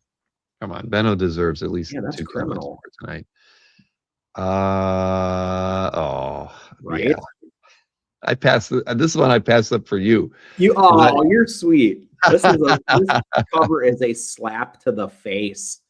Like, I saw this, I was so excited to see this on CAF. I mean, 1, I love Winter Soldier. 2, this run, this Brubaker run is amongst the best time that any writer spent on any one book. I don't care who we're talking about. This is an iconic run on Captain America. I'm convinced that it made new Captain America fans. And then, he adds in the Winter Soldier, and you get Bucky's entire life and montage in the background of this. I mean, this cover is amazing to me. Yeah, I completely agree. And I saw this and I'm like, we have to get Epting to right. Yeah, I will actually say this might be controversial. I think he's a half step better now than he was when he was working on this book. Well, I mean, no disrespect to his work on this, but he's very good. No, I agree. I mean, I've seen a lot of his con sketches, his commissions, things that he's done at shows. Yep. I mean, he's great. He's really great. So yeah, well, I still got his business card from a couple of years. Let's go. It's somewhere here on my desk. I'm not sure. I've got a couple piles of stuff, but yeah, no, Epting. I love the montage as much as I love just the badass pose that he's got him in here. But it's stunning. I mean, just the brushwork through, in the way he handles the arm here. I mean, everything about it just good. And you're right. He's like Dan Panosian, just keeps getting better over the last couple of years. What's going on with what are these guys drinking that are they're getting them they need it though, adding to their talent level. But anyways, yeah, this is a good one. Really good one. And I know that Rick Verbanis got a lot of, did he do okay? 503, because he posted this in a lot of places on Facebook and drove a lot of traffic to the page. So word of the wise, guys. I mean, you strategically, if you have a Captain America group and you're in the original art collector group on Facebook, and I know you're in neither one of those, Chris, that you can get yourself a lot of views in a week by putting those links in a few places. So congrats to Rick on that one. Now this one, Namor, kind of a stark image here. It is, and that's really what I loved about it. So it's so striking as a thumbnail. And, you know, this would work as a postage stamp. This would work as a trading card. This would work as, you know, like so many different things because of that simplicity. I mean, not only is it simplicity for, you know, from a graphic perspective, but the way he chose the palette. I mean, everything is, you know, really, I wouldn't say flat, but almost the same chroma. So kind of flat. It's really monochromatic, I guess, in that respect. But the fun effects that he's got with the droplets in the water, I love the negative space with like the frothy wave behind Namor. Namor is like perfectly drawn. Like there is not a lot to him, and but what is there is perfect. Yeah, no, I agree. I didn't look at it in too much detail, but now the more I look at it, the more I see all the reasons why you picked it. It's you know, it's simple, subtle. I love the, you know, the wave is done really well. I love the ink work on here. It's kind of while I wouldn't call it like Mobius-esque, I think it has a little bit of that quality to it. The So line work on his torso absolutely does. Yeah. yeah, I mean, not the way the face is drawn, but either way, it just, you know, I love it. And then just the fact that it's in color. I mean, Yeah. you're right. It is kind of flat, but it works. It works really well. I mean, yeah, I love it. He did a lot with a little, and that is difficult. So Gabriel Walta on this one. Look at that. More comments on that one than on the piece we sent out there earlier. Next up, what do we got here? Victor Lim. Victor's got one hell of a collection. I was actually in his calf gallery yesterday, and I was like, doggone, man, this guy's got some good stuff. I don't care if this is the only thing in it. I would still say he's got a hell of a collection. I mean, this Schultz is everything that I would want in a Mark Schultz. I absolutely love how dark he went, how thick those inks are on the Pteranodon, or, you know, Terrace or whatever it's on its underwings. It's got so many. It is for sale. I'm sorry, you picked a piece for sale. I did. Keep talking about it. How much is it? Scroll down. It's too much. You don't want to know. All right. I had no idea. I didn't either. I didn't think it was for sale when I picked it. Keep talking. It is. I mean, come on. This is perfectly rendered, like everything that he does. I love how he drops away the guy who's falling. He drops away the detail like underneath his body. Such a cool effect. I mean, he's got so many like myriad different inking types on this. The stuff that he's doing with like the mid ground with the little creature on the rocks compared to Jack and the Tyrannosaurus or Pterodon. I mean, he's a god to me. I get it. You're not going to get me, or, you know, I think it's fabulous. Absolutely stunning. I mean, I can't find any fault in the piece at all. Anna's not on it. That's the only thing wrong with it. All right, there you go. Yes, it's missing her.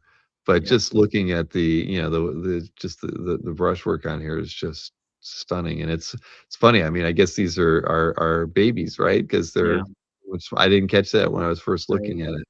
But yeah, no, this is amazing. And I mean, the War That Time Forgot #3 cover. I was gonna say, if it's not a cover, it would be criminal.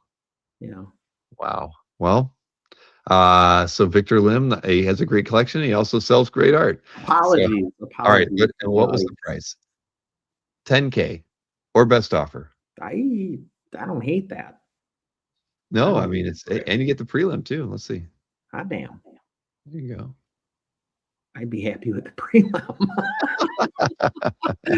I mean, oh, I'm there with you on that one. It looks like up in Canada they're having an art get together this weekend. I see Jeff saying, fun, eh? Rich Danny. You're probably not too far. You know, well, you could be really far. Southern Wisconsin. It's still quite a hike. All right. I don't know. I don't know a lick about Wisconsin. I have no idea where anything is. There's only one way to fix it, Bill. I know. We do have to fix that. All right. So ending on a high note here, Going out but with a bang. Ru Lin. I'm not familiar. You know, it's funny. That's a name I've not seen before when I was looking at Yeah. up their name. But so this is someone in Australia, Dave Gibbons, Brian Bolland. What a combo! Early days, 2000 AD. Both like arguably near the peaks of their powers, even at this tender age. But yeah, there's so much happening on here. First and foremost, there is so much on this page, but I mean, second, he uses every cool graphical storytelling trick basically in the book, all on one image. He's got inset panels. He's got type at work. He's got explosions. I mean, he's really pulling out every trick in the bag for one image. Yeah, it's spectacular. The round panel that he's using Yep. the spaceship up, in orbit. Yeah, I think this is when I saw it too, I was like, oh, that's so good. And because we keep talking about this, I want a 2000 AD title page Yeah. one day. Gibbons preferably, and this is so perfect. I mean, it sucks. I wish it was like 20 years ago, and because you'd see these things around. Albert would have them. Yeah. I mean, Yeah. they just don't come up too often anymore. But anyways, I love it.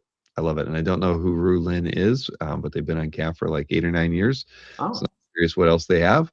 But yeah, what more needs to be said? they Everyone know. needs one of these in their collection too. Oh shoot. And it's not for sale, so you did good on this one. Okay. And that's your last piece. That's it. Went all with a bang. Yeah, and indeed, we did it. Love the DP. So early tonight. Yeah, I kind of thought it was going to go a little longer. I actually had a Page I Love segment that I could have edited. I didn't have any time, but I thought there's no way I can fit that in because I figured I'd be going till 3 with Mateo on, and but I forgot Bob Layton's video was pretty short. Yeah. And so was Nick's. But all right, man. Well, always good getting to hang out. We'll do it again next week. Then the following, I'm off. What are you doing the following? Becky and I are hooking up with the Nashville CAF contingent. We are going to see the Avett Brothers and Mike Patton play on my wife's birthday in Nashville. Oh, fantastic. All right. So 2 weeks from now. So maybe I'll see if I can line up a couple guests. And I thought we asked the professor to cover that night. Did we? I think. I'd have to go back and double check. But if Derek is available, then we'll just we'll hand it over to Derek. I know it now that I think you said that. I think you're right. Yeah. But yeah, I think I slept through that show. But Derek, if you're out there, I'll be reaching out. Thank you for the offer, Tim. I do think Chris is right though. It was Derek who said he would do it. And who did I just see in there? Ron Lim. Our Ron Lim, not the artist Ron Lim. Hanging out. We always have to say that. All right, Derek says, "Let me know." Derek, you're in, man. You're definitely awesome. In. And now I'm just sad to miss it. Right, exactly. You're gonna have fun hanging out in Nashville. I'll watch it on the rewind. I always do. Exactly. All right, man. Well, listen. I'm quite certain that we'll be chatting sometime soon about stuff. But thanks as always for hanging out with me. Sorry I didn't play your intro music this time around. I'll save it for next week. All right. Have a good night, guys. See ya. Thanks, Bill. You got it, Chris. All right, everybody. So let's see. You are an artist too, Ron Lim. That is true. You're just not the artist, right? But yeah. So it sounds like they're going to be having fun up north. So I saw Rich Danny's and Jeff Singh getting together with the is it Mechams or Metchams? I can't remember how to pronounce their last name, but I remember doing that really fun interview with them that we recorded and released about just over a year ago. They have one hell of an art collection. So anyway, so you guys have fun with that. It sounded like is it this weekend or next weekend? Either way, Rich, have fun. So okay, well, as everybody knows, I got this show with Linsner on Saturday. Probably be one of the, one of like, we don't do a lot of talking anymore when we do the shows with Joe, but we'll probably do a little interview for about 20 minutes and then dive right into the art sale. So it's probably going to be one of those shows that will be done in about an hour and 20 minutes. So if you're interested in any of the covers work that he's done of late, I think all those covers were 2025. Please tune in and have a hang out with Joe for an hour and a half on a Saturday afternoon. I would appreciate it. And then we've got definitely a show every Tuesday, Thursday, and Wednesday next week. So it'll be a bit of a full slate or back to normal, I guess, by then. EXP me, Marcus, tomorrow. You've got that well in hand. All right, everyone. There are some things afoot out there. I would just say, enjoy your weekend, and look forward to hearing from you all soon or seeing you again next Saturday. This Saturday, not next Saturday. This Saturday. All right. Good night, and thanks for hanging out.